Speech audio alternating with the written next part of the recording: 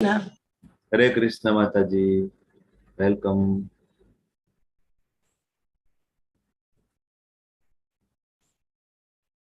जय राधा माधव,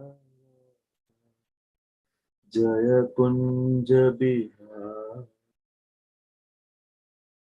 गोपी जनवल्लभ, जय गुरु। हरे कृष्णा। हरे कृष्ण प्रभु जी। हरे कृष्ण। हरे Krishna. Welcome welcome. Ola group में नोटिफिकेशन આવી ગઈ છે નયા માતાજી? ઓકે, અમરીશ પ્રભુ હજી નોટિફિકેશન. ઓકે, તમે એડમિન નથી ને અમરીશ? ના, અમરીશ પ્રભુ જ છે. તો પછી ઠીક છે, આપણે ચેપ્ટર ની શરૂઆત કરી દઈએ મંગળાચરણ થી આપણે. પ્રભુજી આજે યુટ્યુબ લિંક સેન્ડ નહીં કરી લાઈવ થઈ ગયું ને માતાજી, ચાલુ થઈ ગયું ને? અમારા એક હા, ઈ અમરીશ પ્રભુજી લિંક શેર કરે છે રોજ. એ નથી આવી. આવશે 2 મિનિટ. Okay okay.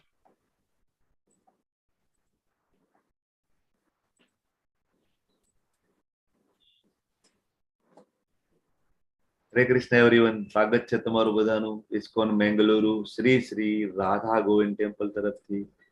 હું તમારું બધાનું હાર્દિક સ્વાગત કરું છું.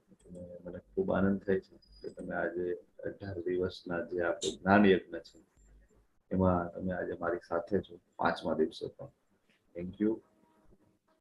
શરૂઆત કરીએ મંગળાચરણથી. આપણે ભગવાનના શાશ્વત ભક્ત અર્જુનજીના ચરણોમાં આપણે વંદન કરીએ. એવા જ ભગવાનના શાશ્વત ભક્ત શ્રીલા પ્રભુપાદજીના ચરણોમાં વંદન કરીએ. જયા પતાકા સ્વામીજી મહારાજ અને પરમ પૂજ્ય નામાનિષ્ઠદાસ પ્રભુ કે જેમના અથાગ પ્રયત્નોના કારણે આજે જ્ઞાન ગંગા છે એ તમારા ઘરે નિસ્વાર્થપણે અને એકદમ નિઃશુલ્કપણે તમારી ઘરે પહોંચી રહી છે. આજે જ્ઞાન ગંગા છે, બરાબર? તો એ નામાનિષ્ઠદાસ પ્રભુનું આપણા બધા ઉપર ઋણ છે. તો આપણે એમના ચરણોમાં વંદન કરીએ. અને એમની જે ઈચ્છા છે, ભગવાનના મહાન ભક્તોની ઈચ્છા છે કે આપણે આ જ્ઞાનને સમજીએ અને આ જ્ઞાનને આપણે બીજાને સમજવા માટે આપણે પ્રયત્ન કરીએ. તો તમે બધા પણ આ જ્ઞાનને બીજાને સમજાવવા માટે પ્રયત્ન કરો, પબ્લિસિટી કરો, આ જ્ઞાનને વહેંચવા માટે. બિલકુલ નિસ્વાર્થ છે, બિલકુલ નિઃશુલ્ક છે. જરૂરથી પબ્લિસિટી કરો, કારણ કે 18મા અધ્યાયમાં ભગવાન કહેશે કે મને એ ભક્ત સૌથી પ્રિય છે કે જે મારું જ્ઞાન છે એ બીજાને વહેંચે છે. શરૂઆત કરીએ. ઓમ અજ્ઞાનમ તિમિરાંધસ્ય જ્ઞાનાજનશલાકયા ચક્ષુરુન્મિલિતમ યેન તસ્મૈ શ્રી ગુરુવે નમઃ. શ્રી ચૈતન્ય મનોભીષ્ટમ સ્થાપિતમ યેન ભૂતલે સ્વયં રૂપ કદા મહ્યમ દદાતિ સ્વપદાન્તિકમ વંદેહમ શ્રી ગુરુમ શ્રીયુતાપદકમલમ શ્રી ગુરુમ વૈષ્ણવાંશ્ચ શ્રી રૂપમ સાગરજાતમ સગરનાથાન્વિતમ તામ સજીવમ સાદ્વૈતમ સાવધૂતમ પરિજન સહિતમ કૃષ્ણ ચૈતન્ય દેવમ શ્રી રાધા કૃષ્ણ પાદાન સહગણ શ્રી વિશાખાન્વિતાશ્ચ હે કૃષ્ણ કરુણા સિંધુ દીનબંધુ જગતપતે ગોપેશ ગોપિકા કાંત રાધા કાંત નમસ્તુતે તપ્ત કાંચન ગૌરાંગી રાધે વૃંદાવનેશ્વરી વૃષભાનુસુતે દેવી નમામિ હરે પ્રિયે. वाञ्छाकल्पतरुभ्यश्च कृपा सिन्धुभ्य एव च पतितानां पावनेभ्यो वैष्णवेभ्यो नमो नमः. अनंत कोटि वैष्णव वृंद की जय, श्रीला प्रभुपाद की जय, ग्रंथराज श्रीमद् भागवतम श्रीमद् भगवत गीता की जय, सद्गुरु देव की जय. नमो विष्णुपादाय कृष्ण पृष्ठाय भूतले श्रीमते भक्ति वेदांत स्वामिनिति नामिने. नमस्ते सरस्वते देवे गौरवाणी प्रचारिणे निर्विशेषा शून्यवादी पाश्चात्य देश तारिणे. जय श्री कृष्ण चैतन्य प्रभु नित्यानंद श्री अद्वैत गदाधर श्रीवासादि गौर भक्त वृंद. हरे कृष्णा कृष्ण कृष्णा हरे हरे, हरे राम राम राम हरे हरे. हरे कृष्णा. हरे कृष्ण. વેલકમ હરે અમરીશજી. કૃષ્ણ. હરે કૃષ્ણ. હરે કૃષ્ણ. સ્વાગત છે તમારું બધાનું.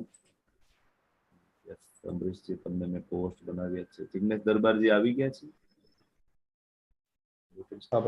Yes yes. Thank you. બધાનું સ્વાગત છે 18 દિવસના જ્ઞાન યજ્ઞમાં. આજે 5મા દિવસ તે પણ તમે બધા મારી સાથે હરે કૃષ્ણ એ જ ઉત્સાહ, એ જ ધૈર્ય અને નિશ્ચય સાથે તમે જોડાઈ રહ્યો છો. આપણે 16મા ચેપ્ટરમાં ચર્ચા કરીશું કે લેવલ 1માં કન્ટિન્યુટી જાળવવી, એ જે ઉત્સાહ છે, એ જે ધૈર્ય છે, એ દૈવી ગુણ છે. ભગવાનને પોતાને ગમે છે. ભગવાન કહે છે કે ધામમાં આવવા માટે આ બધા ક્વોલિફિકેશન્સ છે. ભગવાન આપણને સમજાવશે 16માં. તો આજે મારે તમને 5મો ચેપ્ટર શરૂઆત કરતા પહેલા મારે તમને એક બીજો કન્સેપ્ટ હજી સમજાવવો છે. હું તમને વારંવાર કહું છું, ભગવાન વારંવાર કહે છે કે ધામમાં આવો તમે, અને મનુષ્ય જીવનનો અલ્ટિમેટ ઉદ્દેશ્ય છે એ કૃષ્ણ પ્રેમ પામવાનો છે. પણ હવે એ કૃષ્ણ રહે છે ક્યાં ભાઈ, એનું સરનામું ક્યાં છે, અને એ પ્રોસેસ શું છે, કઈ રીતના જવાનું છે, અને આપણે ક્યાં છીએ, આપણને એક્ઝેક્ટલી ખબર જ નથી કે આપણે ક્યાં છીએ. મેં તમને ગઈકાલે વાત કરી હતી ને કે 99% માણસો છે એને ભૌતિક જગતમાંથી નીકળવાની ઈચ્છા જ નથી.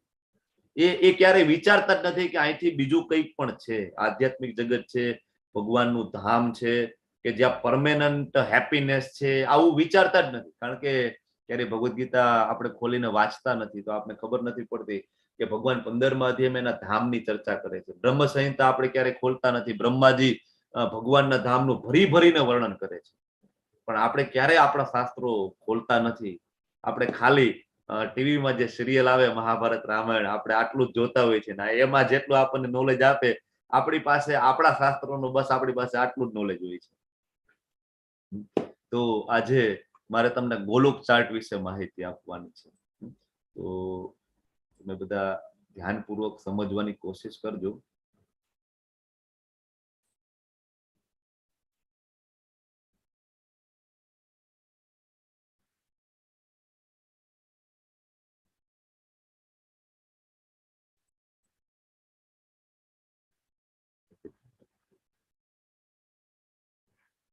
વંદે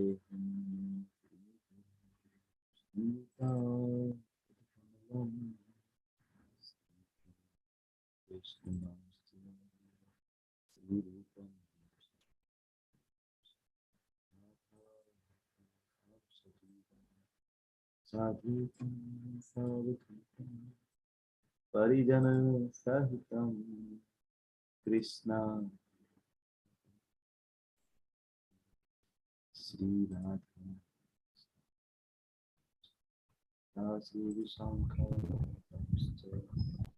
વિઝિબલ છે ગોલોક ચાર્ટ? હરે કૃષ્ણ. હા, હરે હા કૃષ્ણ. પ્રભુ. હરે કૃષ્ણ. હરે કૃષ્ણ. વેલકમ. ગ્રુપમાં પણ મૂકી દીધો છે એટલે ઝૂમ કરીને જોઈ શકશે એ લોકો. યસ યસ, થેન્ક યુ પ્રભુ, thank you. Golok chart PDF file છે અને એક જ પેજની અંદર બહુ બધી માહિતી છે.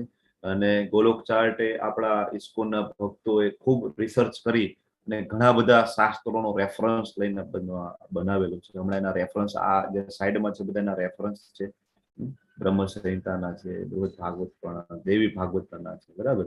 તો તમે આમાં જોવો તો સૌથી ઉપર તમને પિંક કલરનું એક કમળ દેખાય છે, એ ભગવાનનું ધામ છે, ગોલોક વૃંદાવન ધામ.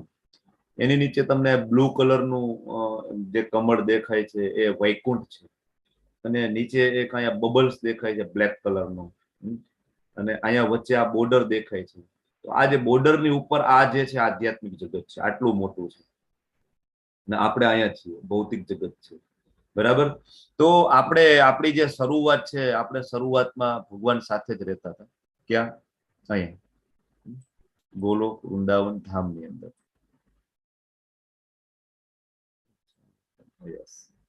તો આપણે શરૂઆતમાં એ ભગવાન સાથે હતા, બરાબર, ગોલોક વૃંદાવન ધામ. પછી આપણને ભગવાન પ્રત્યે ઈર્ષા થઈ કે ભગવાન તમે જ બધું ભોગવશો, અમારે કઈ ભોગવાનું નહીં, તમે જ ખાલી એન્જોય કરશો, અમારે ખાલી તમારી સેવા જ કરવાની. હકીકતે ભગવાન છે શક્તિમાન છે અને આપણે એની શક્તિ છીએ. 7મા ચેપ્ટરમાં ભગવાન આપણને કહે છે. તો હંમેશા અંશ છે એ પૂર્ણની સેવા માટે જ હોય છે. પણ આપણને ઈર્ષા થઈ તો ભગવાન આપણા માટે ભૌતિક જગતનું નિર્માણ કરે છે. આ કન્સેપ્ટ હજી પણ આગળ સમજવામાં આવશે. તો આ જે તમે જોઈ રહ્યા છો એ ગોલોક વૃંદાવન ધામ છે. પછી ભગવાન છે એ આ નીચે વૈકુંઠ છે. વૈકુંઠ છે એ ઓફિસ છે ભગવાનની. આ છે ભગવાનનું ઘર છે અને અહીંયા નીચે છે ભગવાનની ઓફિસ છે, અહીંથી બધું મેનેજમેન્ટ થાય છે બધા બ્રહ્માંડોનું. અને અહીંયા તમે નીચે જે જોઈ રહ્યા છો આ જે બ્લેક કલરનો બબલ્સ, આ આખું બ્રહ્માંડ છે. આની ઉત્પત્તિ કઈ રીતના થાય છે? તો અહીંયા જે ભગવાન જે ગોલોક વૃંદાવન ધામમાં કૃષ્ણા છે એ પોતાનો પેલા વિસ્તાર કરે છે. ભગવાનમાંથી સૌથી પહેલો વિસ્તાર આવે છે, બરાબર, એ સંકર્ષણ છે. સંકર્ષણ એટલે બલદેવજી, બલરામજી, બરાબર. ચાર વિસ્તાર થાય છે. કયા વિસ્તાર થાય છે જિજ્ઞેશ દરબારજી બોલો? સંકર્ષણ, પછી પ્રદ્યુમન, પછી અને વસુદેવ. બરાબર છે. તો આ ચાર વિસ્તાર કરે. ફરીથી સંકર્ષણ માંથી બીજો વિસ્તાર સંકર્ષણ પાછો, અને એ સંકર્ષણ માંથી ભગવાનનો પહેલો પુરુષ અવતારનો વિસ્તાર થાય છે, એ મહાવિષ્ણુ કહેવાય છે. જો અહીંયા જે તમે આ જે દર્શન કરી રહ્યા છો આ મહાવિષ્ણુ છે. આપણે તો અત્યાર સુધી એવું જાણેલું ભાઈ વિષ્ણુ એટલે વિષ્ણુ, એની અંદર કઈ પેટા પ્રકાર હોય એ આપણને કઈ ખબર હતી નહીં. પણ જયારે શાસ્ત્ર આપણે વાંચીએ તો આપણે ખબર પડે. નાથવટ શ્રુતિની અંદર આનો સુંદર મજાનો રેફરન્સ છે. તો મહાવિષ્ણુ, એને કાણોદક્ષાય વિષ્ણુ પણ કહેવાય. એ મહાવિષ્ણુ છે એ એની દ્રષ્ટિથી પ્રધાનને ગર્ભાધાન કરે છે, અને આ બધા જીવોને ભૌતિક જગતની અંદર સ્થાપિત કરે છે. અને એ સ્થાપિત કરવા માટે શિવજી કાલ તરીકે એમાં સેવા આપી રહ્યા છે, બરાબર. એટલે શિવજીનું ખૂબ મહત્વ છે, બરાબર. તો શિવજી છે આ ભૌતિક જગતની બહાર છે, બરાબર. તો આ જે મહાવિષ્ણુ છે એ દ્રષ્ટિ કરે છે રમાદેવી ઉપર, અને આ બધા જીવોને ગર્ભાન્વિત કરે છે. અને ગર્ભોદક્ષાય વિષ્ણુ જે છે, આ પેલા જે છે આપણે જોયા મહાવિષ્ણુ. હવે એક બ્રહ્માંડની ઉત્પત્તિ કરે તો આ આખું એક બ્રહ્માંડ. આવા તો અસંખ્ય બ્રહ્માંડો મહાવિષ્ણુના રંધ્રમાંથી ઉત્પન્ન થાય. તમે જોઈ શકો છો આ જે યલો કલર્સના બબલ્સ જે દેખાય છે ને, એ બધા એક એક બ્રહ્માંડ છે. એક એક ગ્રહની વાત નથી કરતો હું, એક એક બ્રહ્માંડની હું વાત કરી રહ્યો છું. અને તમે બાજુમાં જુઓ તો તમને દેખાતું હશે કે એની અંદર પણ વિષ્ણુ છે, લક્ષ્મી છે, અહીંયા પણ વિષ્ણુ છે, લક્ષ્મી છે, બરાબર. તો હજી તો આપણે ખાલી એક પૃથ્વી અને એક મંગળ ગ્રહ અને એક ચંદ્ર સુધીની આપણી યાત્રા આપણે કહેવાય કે વ્યવસ્થિત રીતના કરી નથી શકતા. પણ અહીંયા તો અસંખ્ય બ્રહ્માંડો એ મહાવિષ્ણુ માંથી ઉત્પન્ન થાય છે, બરાબર. અને એ બ્રહ્માંડ, એક બ્રહ્માંડની અંદર ભગવાન પોતાનો વિસ્તાર કરે છે ગર્ભોદક્ષાય વિષ્ણુ તરીકે. ગર્ભોદક્ષાય વિષ્ણુની નાભીમાંથી તમે જોવો તો એમાંથી કમળ ઉત્પન્ન થાય, અને એમાં બ્રહ્માજી બિરાજે છે. બ્રહ્માજી છે એ ભગવાનની નાભીમાંથી ઉત્પન્ન થાય છે ગર્ભોદક્ષાય વિષ્ણુ. કનેક્શન જતું રહેશે.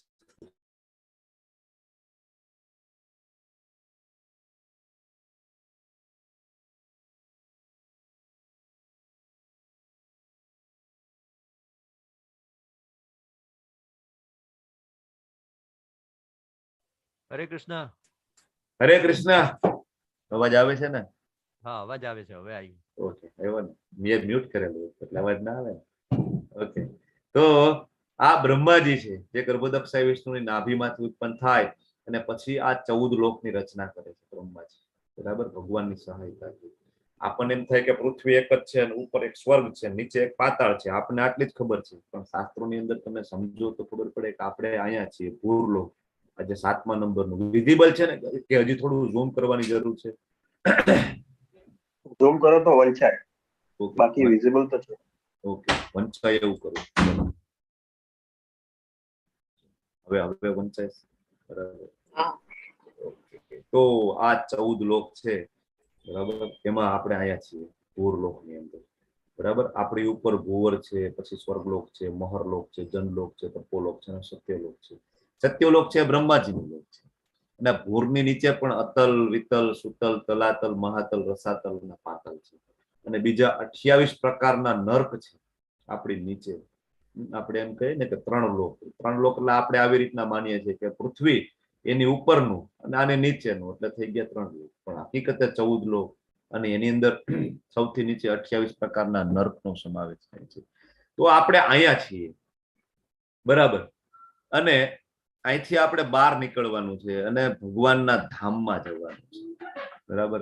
અને આ પ્રોસેસ છે એ તમે અહીંયા વ્હાઈટ એક લાઈન જોઈ રહ્યા છો, બરાબર. એ તમે વાંચો, તમને વંચાય તો જો તમે, હું તમને ઝૂમ કરું કે એમાં શું લખેલું છે. હરે કૃષ્ણ. બોલો. હરે કૃષ્ણ. હરે કૃષ્ણ હરે કૃષ્ણ કૃષ્ણ, કૃષ્ણ કૃષ્ણ હરે હરે હરે રામ રામ રામ. કારણ કે શ્રીમદ ભાગવતમના રેફરન્સ છે. ઇવન ભગવદ ગીતામાં ભગવાન પોતે પણ કહે છે કે કળિયુગની અંદર હરિના નામ સિવાય બીજો કોઈ રસ્તો નથી. તો આ થઈ ગઈ એક બ્રહ્માંડની વાત, જેની અંદર એક બ્રહ્માજી છે, એક ગર્ભોદક્ષાયી વિષ્ણુ છે, બરાબર. અને ક્ષીરોદક્ષાયી વિષ્ણુ તરીકે ભગવાન છે, ક્ષીરસાગરમાં બિરાજમાન છે. અને બધા જીવ અને કણે કણમાં ભગવાન પોતે ક્ષીરોદક્ષાયી વિષ્ણુ તરીકે પોતાનો વિસ્તાર કરે છે, જેને આપણે પરમાત્મા તરીકે ઓળખીએ છીએ. એ ક્ષીરોદક્ષાયી વિષ્ણુ છે. આ એક બ્રહ્માંડ પૂરું થાય પછી આ બધા એના આવરણ છે, અર્થ, વોટર, ફાયર, એર, ઇથર. હવે આપણી પાસે એવા સ્પેસ શટલ કે એ ટાઈપના રોકેટ છે જ નહીં કે આપણે અહીંયા સુધી પહોંચી શકીએ. આપણે તો ખાલી આ પૃથ્વી છે ને આની આસપાસ જ આટો મારીએ છીએ. આ ખાલી ભૂરલોક એટલે પૃથ્વી એક જ નહીં, આમાં પૃથ્વીના આજુબાજુના બધા ગ્રહો આવી ગયા છે. તો આપણે આની અંદર જ હજી આટો મારીએ છીએ, આની બહાર જ નથી નીકળી શકતા. 14 લોક તો બહુ દૂરની વાત છે, ત્યાં આપણે પહોંચી જ નથી શકતા. અને આ તો ખૂબ દૂરની વાત છે કે આ બધા આવરણો એને પાર કરીએ અને આપણે અહીંથી બહાર નીકળીએ. તો અહીંયા જો શિવજી છે, માયા દેવી છે, બરાબર. અને અહીંયા શિવજીનું ધામ છે, મહાકાલ ધામ છે. અને એની અંદર આ જે બોર્ડર છે ને, અહીંથી આધ્યાત્મિક જગત શરૂ થાય છે. આ સદાશિવ લોક છે. પેલું જે લોક આવે છે એ સદાશિવ લોક છે. શિવજી છે, આપણે એમ થાય કે શિવજી છે તો તમોગુણી છે, પણ શિવજી તમોગુણના અધિષ્ઠાતા દેવ છે. અને શિવજી નો વિસ્તાર થાય છે, ખરેખર જે શિવ છે ને એ સદાશિવ માંથી આવે છે. અને સદાશિવ જે છે એ વિષ્ણુ તત્વ છે, એ ભગવાન કૃષ્ણનો ડાયરેક્ટ વિસ્તાર છે, સદાશિવ, બરાબર. એટલે ઘણા એમ કે ને કે હરિ અને હરમાં કોઈ તફાવત નથી, બરાબર. એટલે શિવજી અને કૃષ્ણમાં કોઈ તફાવત નથી. પણ કઈ રીતના કૃષ્ણમાંથી સદાશિવ છે એ વિસ્તાર પામે અને સદાશિવ માંથી શિવજી વિસ્તાર પામે, બરાબર. અને પછી એમાંથી એના જે રુદ્રો તરીકે ભગવાન છે, શિવ છે, એ વિસ્તાર પામે છે. તો અહીંયા સદાશિવ લોક છે. તો આ જે કડી છે હરે કૃષ્ણ મહામંત્રની, એ જો કડી આપણે પકડી લઈએ તો ધીમે ધીમે એ જોવો તમે ઉપર જતી જાય છે. અને એ કડી અહીંયા પહોંચે છે વૈકુંઠની અંદર. વૈકુંઠની અંદર ભગવાનની ઓફિસ છે, એમાં ભગવાન ચતુર્ભુજ નારાયણ સ્વરૂપે બિરાજમાન છે. બાજુમાં લક્ષ્મીજી છે અને અહીંયા સભા ભરાય છે. અને બધા બ્રહ્માંડના બ્રહ્માજીઓ છે અહીંયા હાજરી પૂરતા હોય છે, બરાબર. અને અહીંયા જે કંઈ વહીવટ છે, જે કંઈ મેનેજમેન્ટ છે, એ બધું અહીંથી થતું હોય છે. અહીંયા બધા ભક્તો જે છે એ દાસ્ય ભાવમાં ભગવાનની સેવા કરતા હોય છે. કારણ કે ઓફિસ છે, ભગવાન સૂટ બૂટમાં કહેવાય કોસ્તુમ મણી પહેરીને, વૈજયંતી માળા પહેરીને અહીંયા નારાયણ તરીકે ભગવાન બિરાજમાન છે. અહીંયા બધા દાસ્ય ભાવ તરીકે ભગવાનની સેવા કરી રહ્યા છે. ત્યાંથી આપણે આ હરે કૃષ્ણ મહામંત્રની કડી પકડતા પકડતા આપણે આગળ વધીએ તો અહીંયા અયોધ્યા ધામ આવે છે. જો ભૌતિક જગતમાં જે કઈ ધામ છે ને એ બધું કહેવાય ને પરાવર્તન છે આધ્યાત્મિક જગત. સેમ ધામ છે આધ્યાત્મિક જગતમાં છે, એવું અયોધ્યા ત્યાં પણ છે. અહીંયા આપણે મહાકાલ ધામ છે તો સેમ આધ્યાત્મિક જગતમાં મહાકાલ ધામ છે, બરાબર. પછી અયોધ્યાથી આપણે ધીમે ધીમે ઉપર જઈએ તો તમને ખ્યાલ આવશે કે અહીંયા દ્વારકા છે, બરાબર. પછી જગન્નાથપુરી, પછી આગળ આવે મથુરા, અને મથુરાથી તમે આપણે ઉપર જાઓ તો અહીંયા આવે ગોલોક વૃંદાવન ધામ. તો આ કડી પકડતા પકડતા આપણે ધીમે ધીમે ધીમે ધીમે આગળ જતા જઈએ અને એક કડી છે અલ્ટિમેટલી આપણને ભગવાનના ચરણોમાં લઈ જાય છે. જે આપણું ઓરિજિનલ એડ્રેસ છે, જે આપણું મૂળ સરનામું છે, એ આપણને ત્યાં લઈ જાય છે. ગોલોક વૃંદાવન ધામ છે. આજુબાજુમાં જુઓ તો આ જે અષ્ટદલ છે, 8 દલ છે, એમાં ભગવાન કૃષ્ણ અને શ્રીમતી રાધિકા મહારાણીજીની જે પ્રિય સખી છે એ 8 સખીઓ છે, બરાબર. અને ગોપ બાળો છે, બરાબર. અને આ ભગવાન છે, અહીંયા ચૈતન્ય મહાપ્રભુ છે, તમે જોઈ શકો છો. તો આપણું અલ્ટિમેટ ગોલ છે એ ગોલોક વૃંદાવન ધામ છે. હવે આ તમે સમજી ગયા કે ગોલોક વૃંદાવન ધામ કયું છે અને વૈકુંઠ એ શું છે. ભક્તિ આપણે ઉપદેશામૃત વાંચીએ ને એમાં ભક્તિ બરાબર ઉપદેશામૃતની અંદર રૂપ ગોસ્વામીજી છેલ્લા શ્લોકની અંદર સુંદર મજાનું વર્ણન કરે છે કે મથુરા કરતા અહીંથી આપણે જોયું કે દ્વારિકા કરતા મથુરા, જગન્નાથપુરી કરતા મથુરા કરતા પણ આગળ વધીએ તો વૃંદાવન ધામ, અને વૃંદાવન ધામમાં પણ ગિરી ગોવર્ધન, અને ગિરી ગોવર્ધનમાં પણ રાધા કુંડ છે. એ ખૂબ પવિત્ર ધામ છે. ત્યારે તમને વૃંદાવન જવાનો મોકો મળે તો જરૂરથી રાધા કુંડમાં જરૂર સ્નાન કરજો. આપણે બધા કેવું છે ગંગા સ્નાન કરવા જતા હોય હરિદ્વાર, પણ આપણને ખબર નથી કે વૃંદાવનમાં જે રાધા કુંડ છે ને એમાં બધી નદીઓનું જળ ભગવાને પોતે એમને આહવાન કરીને બોલાવ્યું હતું. એક વખત એ સુંદર મજાની ઘટના છે, તમે સાંભળજો, યુટ્યુબ ઉપર છે. રાધા રાની એ કહેવાય કે કૃષ્ણજીથી રિસાઈ જાય છે, ખીજાઈ જાય છે કૃષ્ણજીને. કૃષ્ણજીને કહે છે તમે પવિત્ર થઈ જાઓ પેલા, પછી હું તમારી વાત કરીશ. કૃષ્ણજી કે હવે હું ક્યાં ગંગામાં નાવા જાઉં? કૃષ્ણજી બધી નદીઓને કહે છે બધા અહીંયા આવો અને આ અહીંયા કહેવાય કે કુંડ બનાવીને તમારા બધાનું જળ અહીંયા નાખો. પછી કૃષ્ણજી છે એમાં સ્નાન કરે છે. પછી કૃષ્ણજી એમ કે છે રાધાજીને કે હું તો પવિત્ર થઈ ગયો, પણ તમે મારા ઉપર ખોટી શંકા કરી, તમે અપવિત્ર છો, હવે છે ને તમે પવિત્ર. રાધાજી ખૂબ પ્રયત્ન કરે છે, બરાબર. પછી કૃષ્ણજી ફરીથી બધી દેવીઓ છે, બરાબર, ગંગાજી છે, યમુનાજી છે, સરસ્વતીજી છે, નર્મદાજી છે, જેટલી પવિત્ર નદીઓ છે, બરાબર, એ બધી નદીઓને આહવાન કરીને જળ છે એ રાધાકુંડ અને શ્યામકુંડ ની અંદર એ જળ એમાં નાખે છે, બરાબર. તો જરૂરથી એમાં સ્નાન કરજો. જો અહીંયા આ બધા સાઈડમાં જોવો તો બ્રહ્મ સંહિતાનો 5.43મો શ્લોકની અંદર ખૂબ સુંદર મજાનું ગોલોક ધામનું વર્ણન છે, બરાબર.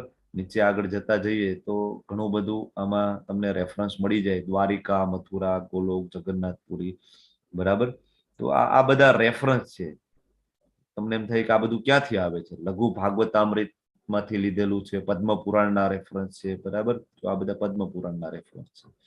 હવે ત્યાંથી બધું લઈ અને પછી એક સુંદર મજાના ચાર્ટ સ્વરૂપે રજૂ કરેલું છે આપણા ભક્તોએ. તો આજે તમને એ ખ્યાલ હોવો જોઈએ કે ભગવાન કૃષ્ણ એ ઓરિજિનલ છે, એમાંથી સંકર્ષણ આવે, સંકર્ષણમાંથી બીજા સંકર્ષણ આવે, પછી ભગવાનના પુરુષ અવતાર આવે, અને પછી એમાંથી આ ભૌતિક જગતનું સર્જન થાય, અને પછી બધા દેવી દેવતાઓ આવે છે, બરાબર. અહીંયા વચ્ચે તમે જોવો તો આ છે એ મેરુ પર્વત છે. થોડુંક આ પણ લઈ લઈએ. શું કામ આપણે સુમેરુ મણકા ઉપર આપણે નામ નથી લેતા? કારણ કે મેરુ પર્વત છે ને એ ભગવાન કૃષ્ણને રિપ્રેઝન્ટ કરે છે. ઓકે, જો આ સુમેરુ પર્વત છે, બરાબર. એની આજુબાજુમાં જોવો તો અહીંયા લખેલું છે કે 7 પ્રકારના દ્વીપ અને 7 પ્રકારના સમુદ્ર. આપણે કહીએ ને 7 સમુદ્ર, તો એ આ 7 સમુદ્ર છે, બરાબર. તો અહીંયા લખેલું છે જો ઓશન ઓફ સોલ્ટ વોટર, બરાબર, ખારા પાણીનો સમુદ્ર. સુગર કેન જ્યુસ નો પણ સમુદ્ર છે, લીકર નો સમુદ્ર છે, આલ્કોહોલ નો સમુદ્ર છે, ઘી નો સમુદ્ર છે, દૂધ નો સમુદ્ર છે, યોગર્ટ એટલે ઇટ્સ લાઈક દહીંનો અને ટેસ્ટફુલ વોટર, બરાબર. અને અહીંયા આ બધા દ્વીપ છે, બરાબર. એમાંથી આપણે અહીંયા જો જંબુ દ્વીપમાં રહીએ છીએ. તમે રામાયણ સાંભળતા હોય તો એમાં લવ અને કુશ જયારે રામાયણ ગાયને સંભળાવે છે ત્યારે શરૂઆત કરે છે જંબુ દ્વીપે, બરાબર. તો એ આપણે બધા અહીંયા છીએ જંબુ દ્વીપની અંદર, બરાબર. અને આ જે સુમેરુ પર્વત છે ને એ આ બધા 7 સમુદ્ર અને 7 દ્વીપ છે ને એને પોતાની ધરીમાં રાખે છે, એને મેનેજ કરે છે. એટલે સુમેરુ મણકાનું એટલા માટે ખૂબ મહત્વ છે અને સુમેરુ પર્વતનું ખૂબ મહત્વ છે. ઓકે, તો આ થઈ ગયો આપણો ગોલોક ચાર્ટ. હવે આપણે આજનું જે ચેપ્ટર છે એમાં આપણે આગળ વધીશું. 5મું ચેપ્ટર સમજાઈ જશે, ચિંતા નહીં કરતા. હજી કઈ કન્ફ્યુઝન હોય તો આપણે એકાદ વખત એનું રિવિઝન પણ લેશું, અને ક્વેશ્ચન આન્સરમાં પણ તમે મને પૂછી શકો છો કઈ ના સમજાય તો. સુંદર મજાનું ચેપ્ટર. આની પહેલા પણ આપણે ચેપ્ટર જોઈ લીધું એક કર્મયોગનું, બરાબર છે, 3જું ચેપ્ટર. ફરીથી આ 5મું ચેપ્ટર છે એ કર્મયોગનું આવે છે. પણ જે 3જું ચેપ્ટર જોયું હતું ને એ મોસ્ટલી સકામ કર્મને આધારિત હતું. ભગવાન એમ કે છે કે નિયત કર્મ તો કરવું જ જોઈએ, આપણે જોઈ લીધું, પણ એક્ઝેક્ટલી કર્મ કઈ રીતના કરવાનું છે ને એ ભગવાન અહીંયા 5મા ચેપ્ટરમાં આપણને આપશે. હવે અર્જુનની ફરીથી અહીંયા મૂંઝવણ છે. મેં તમને ગઈકાલે વાત કરી હતી. હવે કેવું છે કે અર્જુન એક તો પેલા ચેપ્ટર થી જ મૂંઝાયેલા છે કે યુદ્ધ કરવું કે ના કરવું, મને કઈ સમજાતું નથી. બીજા ચેપ્ટરના 7મા શ્લોકમાં શરણાગતિ સ્વીકારે છે અને ભગવાન તરત એને આત્માનું જ્ઞાન આપે છે કે અર્જુન આપણે શરીર નથી, આત્મા છીએ. એટલે અર્જુન કે હવે આત્મા છીએ તો આપણે આ કઈ કામ કરવાની જરૂર નથી, યુદ્ધ કરવાની. અર્જુનને જોતું તેવું મળી ગયું. પણ ભગવાન ફરીથી બીજા અધ્યાયના 31 થી 37મા શ્લોકમાં ભગવાન એમ કે છે કે ભાઈ ફરજ તો નિભાવવી જોઈએ, કર્મ કરવું પડે. તું ક્ષત્રિય છો તો તારે તારો ધર્મ નિભાવવો જોઈએ. તો અર્જુન કે કે ચલો ભગવાન કે છે તો કર્મ કરવું પડશે. નક્કી કરી લીધું. પછી આગળથી 42 થી 45મા શ્લોક આવે તો ભગવાન પાછા એમ કે છે કે ભાઈ સકામ કર્મ હોય ને એ બંધન કરતા છે, અર્જુન કે એક બાજુ તમે એમ કહો છો કે હવે કર્મ કરો, હવે પાછા એમ કહો છો કે બંધન કરતા છે. તો હવે ઠીક છે, ચલો હવે નથી કરવું મારે કર્મ, બરાબર છે, બંધન કરતા છે. તો પછી ભગવાન 46 થી 53માં શ્લોકમાં પાછું ભગવાન એમ કે છે કે ના, ભક્તિમય સેવા તું કરીશ ને અર્જુન, તો તું પાપથી બચી જઈશ. નિષ્કામ કર્મ તું કર ને એટલે તારે ચિંતા કરવાની જરૂર નથી. ઠીક છે ભગવાન, તો હવે હું યુદ્ધ કરીશ, ચલો તમે કહો છો પાપથી બચી જવાય, ઠીક છે. પછી ભગવાન ત્રીજા અધ્યાયમાં લઈ જાય છે. અર્જુનને ત્રીજા અધ્યાયની શરૂઆતમાં પૂછી લીધું કે ભગવાન હું ત્યાગ કરું એટલે કે જ્ઞાન યોગની અંદર આગળ વધુ કે કર્મયોગ? તો ભગવાન એને સમજાવે છે. ત્રીજા અધ્યાયમાં કર્મયોગ આપે છે. ચોથા અધ્યાયમાં પાછું જ્ઞાન યોગ આપી દે છે. ત્રીજો અધ્યાય આખો કર્મયોગનો આપી અને અર્જુનને કહેવાય સેટલ કરી દે છે યુદ્ધ કરવા માટે. ચોથો અધ્યાય જ્ઞાન યોગનો આપી દે છે. અર્જુન પાછા કન્ફ્યુઝ થઈ જાય છે કે હવે ખરેખર મારે કર્મયોગ ત્રીજું ચેપ્ટર ને ફોલો કરું કે ચોથું ચેપ્ટર તમે જ્ઞાન યોગ આપો છો એને ફોલો કરું? બરાબર. એટલે ત્રીજા ચેપ્ટરના 17 થી 17મો 18મા શ્લોકમાં ભગવાન એમ કે છે કે જે જ્ઞાનમાં હોય ને એને કોઈ ફરજ નથી. તો અર્જુન કે તો મારે યુદ્ધ કરવાની કઈ જરૂર નથી, મારી ફરજ ના હોય તો. ચોથા અધ્યાયમાં ભગવાન એમ કે છે કે બધા જ્ઞાન કે બધા યજ્ઞોનો અંત છે જ્ઞાનમાં થઈ જાય છે. બરાબર. ચોથો અધ્યાય જ્ઞાન યોગ. એટલે અર્જુન કે ઠીક છે, ચલો આપણે જ્ઞાન યોગમાં જ આગળ વધવાનું છે, હવે આપણે યુદ્ધ કરવાનું નથી. પણ ચોથા અધ્યાયના છેલ્લે ભગવાન ફરીથી અર્જુનને કે છે તું ઉભો થા ને તું યુદ્ધ કર. ભગવાન કે હવે તમે છે ને હું મૂંઝાઈ ગયો છું અર્જુન, કે તમે મને ક્લિયર કટ કહી દો કે મારે ધનુષ લઈને આ બધાનો વધ કરવાનો છે અને કા હું ભગવદ ગીતા લઈને હું છે ને જ્ઞાન યોગમાં આગળ વધું. એટલે એકચ્યુઅલી છે ને અર્જુન જે સમજી નથી શકતા કે કર્મયોગ ની સાથે ભક્તિ યોગ ને કઈ રીતના બેલેન્સ કરવાનું છે, જ્ઞાન યોગ ને ભક્તિ યોગ સાથે કઈ રીતના બેલેન્સ કરવાનું છે. જ્ઞાન યોગ અને કર્મયોગ એટલે કે નોલેજ અને એક્શન એ બંને પેરેલલ ચાલી શકે કે નહીં? આપણને એમ થાય જ્ઞાન યોગ એટલે કે બધું હું કામ ધંધો છોડી અને હું બેસી જાઉં, સંન્યાસ લઈ લઉં, ત્યાગ કરી દઉં. અને કર્મયોગ એટલે એ છે ભગવાન કહે છે કે નિયત કર્મ કરવાનું છે, પણ કઈ રીતના? તો કે નિષ્કામ કર્મ કરવાનું છે, ફળ સાથે આસક્તિ નથી રાખવાની. તો આ બે વસ્તુ પેરેલલ ચાલે કે નહીં? ભગવાન એ અહીંયા આપણને સમજાવવાના છે. અને એટલે આ ચેપ્ટરનું નામ નિષ્કામ કર્મયોગ પણ છે. નિષ્કામ કર્મયોગ છે, કોઈ આશા નથી. હવે પહેલા શ્લોકની અંદર અર્જુનજી છે એની જે મૂંઝવણ છે રજૂ કરે છે. અર્જુન ઉવાચ સંન્યાસમ કર્મણામ કૃષ્ણ પુનર્યોગમ ચ સંસસી યત શ્રેય એતયોરેકમ તન્મે બ્રૂહિ સુનિશ્ચિતમ. ભગવાન યત શ્રેય, મારા માટે જે શ્રેય હોય ને એ મને કયો તમે. એતયોરેકમ, હવે તમે છે ને એક મને કયો કન્ફર્મ, એવું નહીં કે આ જ્ઞાન યોગમાં આગળ વધ ને કર્મયોગમાં આગળ વધ. તમે મને કન્ફર્મ કહી દો ભગવાન કે આજ મારે કરવાનું છે. અર્જુન કે છે હે કૃષ્ણ, આપે પેલા મને એમ કીધું કે કર્મનો ત્યાગ કરવાનો છે, પછી તમે મને એમ કહો છો કે ભક્તિપૂર્વક કર્મ કરવાનો આદેશ આપો છો. હવે તમે કૃપા કરો અને નિશ્ચિત રૂપે મને કહેશો કે આ બે માંથી કયું વધારે કલ્યાણકારી છે, આમાંથી એક્ઝેક્ટલી સારું કયું છે? અર્જુન છે પહેલેથી ભગવાન પાસે શ્રેય માંગે છે. શ્રેય એટલે શું? આપણે પણ જયારે માળા કરતા હોય ને ત્યારે યાદ કરવાનું કે શ્રેય આપણું શેમાં છે. જો કેટલા બધા કામ હોય પણ બીજું બધું કામ કરતા હશું ત્યારે કામ નહીં યાદ આવે, પણ જયારે હાથમાં માળા આવશે અને એ જે 7 મિનિટ છે ને 7 મિનિટ, એમાં તો દુનિયાભરના કામ યાદ આવશે આપણને કે એ 7 મિનિટમાં તો આપણે જાણે કે આખો જંગ જીતી લેવાના છીએ, એટલા બધા કામ આપણને યાદ આવશે. પણ જેવી એ 7 મિનિટ પૂરી થાય ને એટલે ફરીથી એ બધા કામ છે ભૂલાવા મળશે. કારણ કે આ અનંત જન્મો સુધી આપણે ભોગ ભોગવ્યા છે. એક સમયે આપણે ઇન્દ્ર હતા, એક સમયે આપણે કીડી મકોડા માછલી હતા, અને આપણે બધી યોનિઓમાં આપણે ભોગ ભોગવેલા છે. આપણે ભગવાનને પામવાની કોશિશ નથી કરેલી, એટલે એ બધી છાપ છે ને હજી મન ઉપર પડેલી છે. એટલે એ છાપ જલ્દીથી નીકળતી નથી, એટલે માળા છે ને આપણા હાથમાં ટકતી નથી, વાર લાગશે. ધીમે ધીમે ધીમે ધીમે શુદ્ધતા આવશે પછી આપણા હાથમાં માળા ટકે અને આપણે 16 માળા કરી શકીશું. એટલે માળા કરતી વખતે યાદ કરવા. કાલે મેં તમને કીધું તું મંગળા આરતી જરૂર કરો. વિશ્વનાથ ચક્રવર્તી ઠાકુર ભગવાનના બહુ મોટા મહાન ભક્ત છે.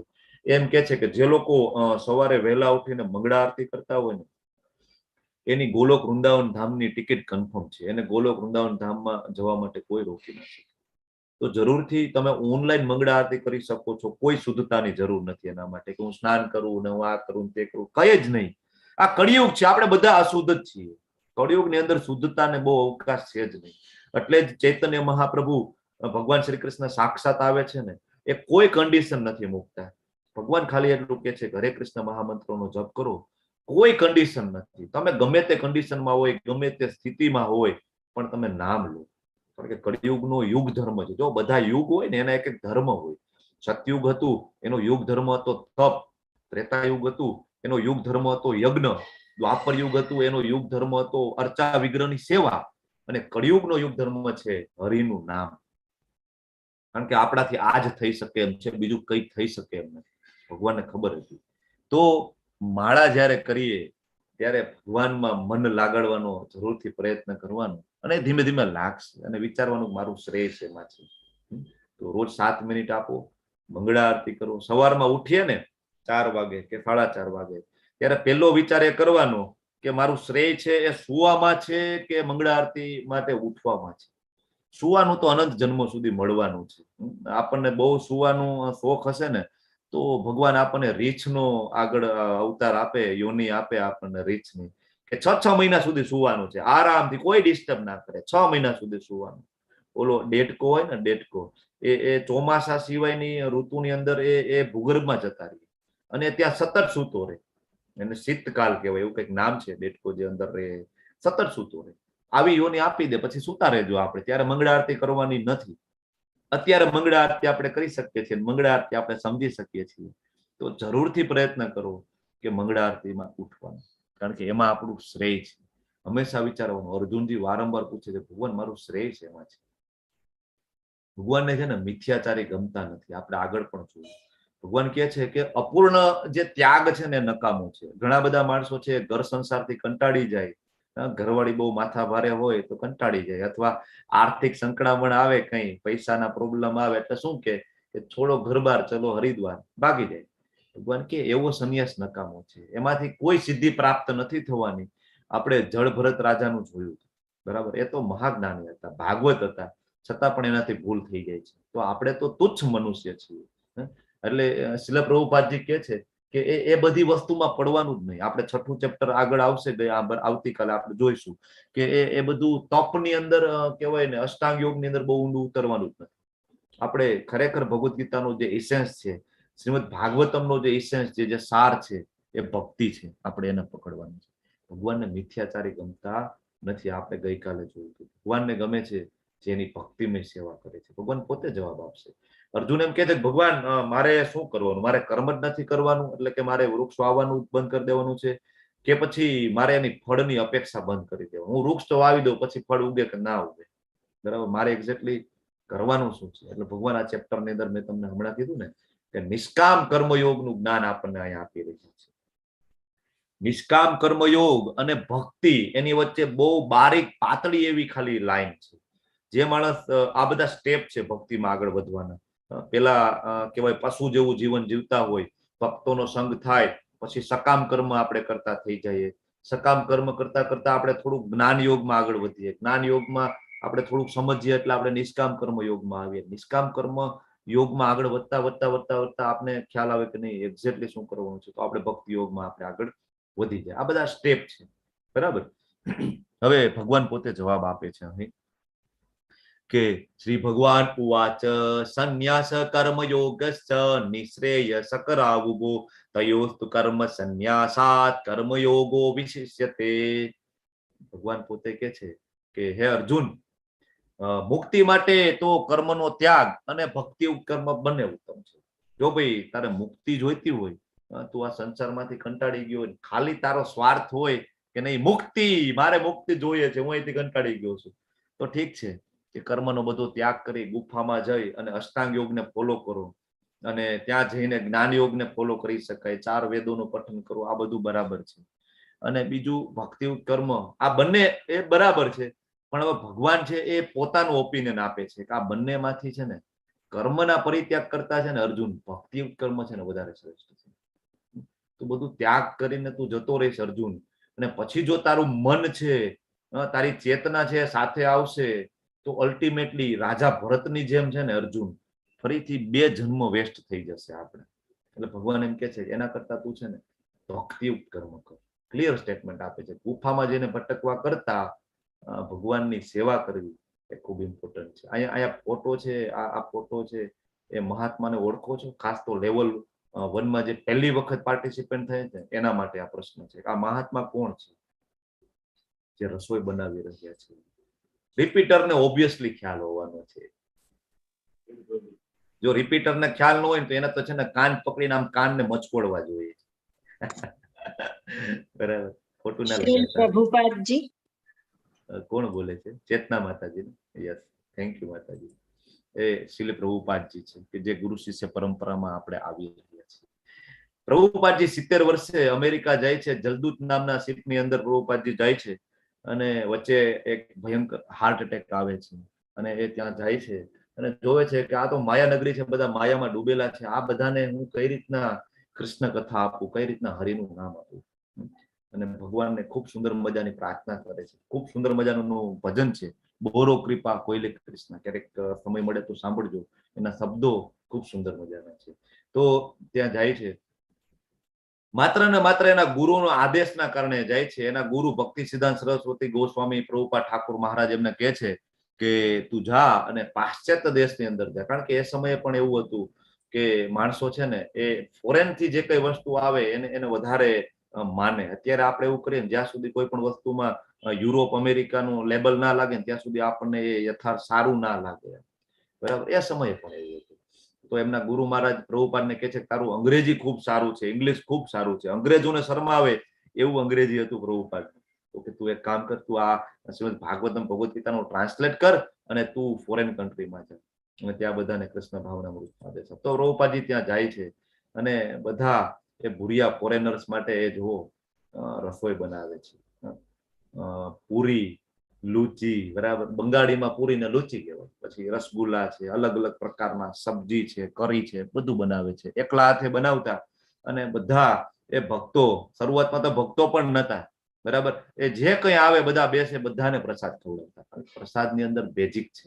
ભગવાન પોતે કહે છે, પ્રભુપાદ પોતે કહે છે કે પ્રસાદમાં મેજિક છે.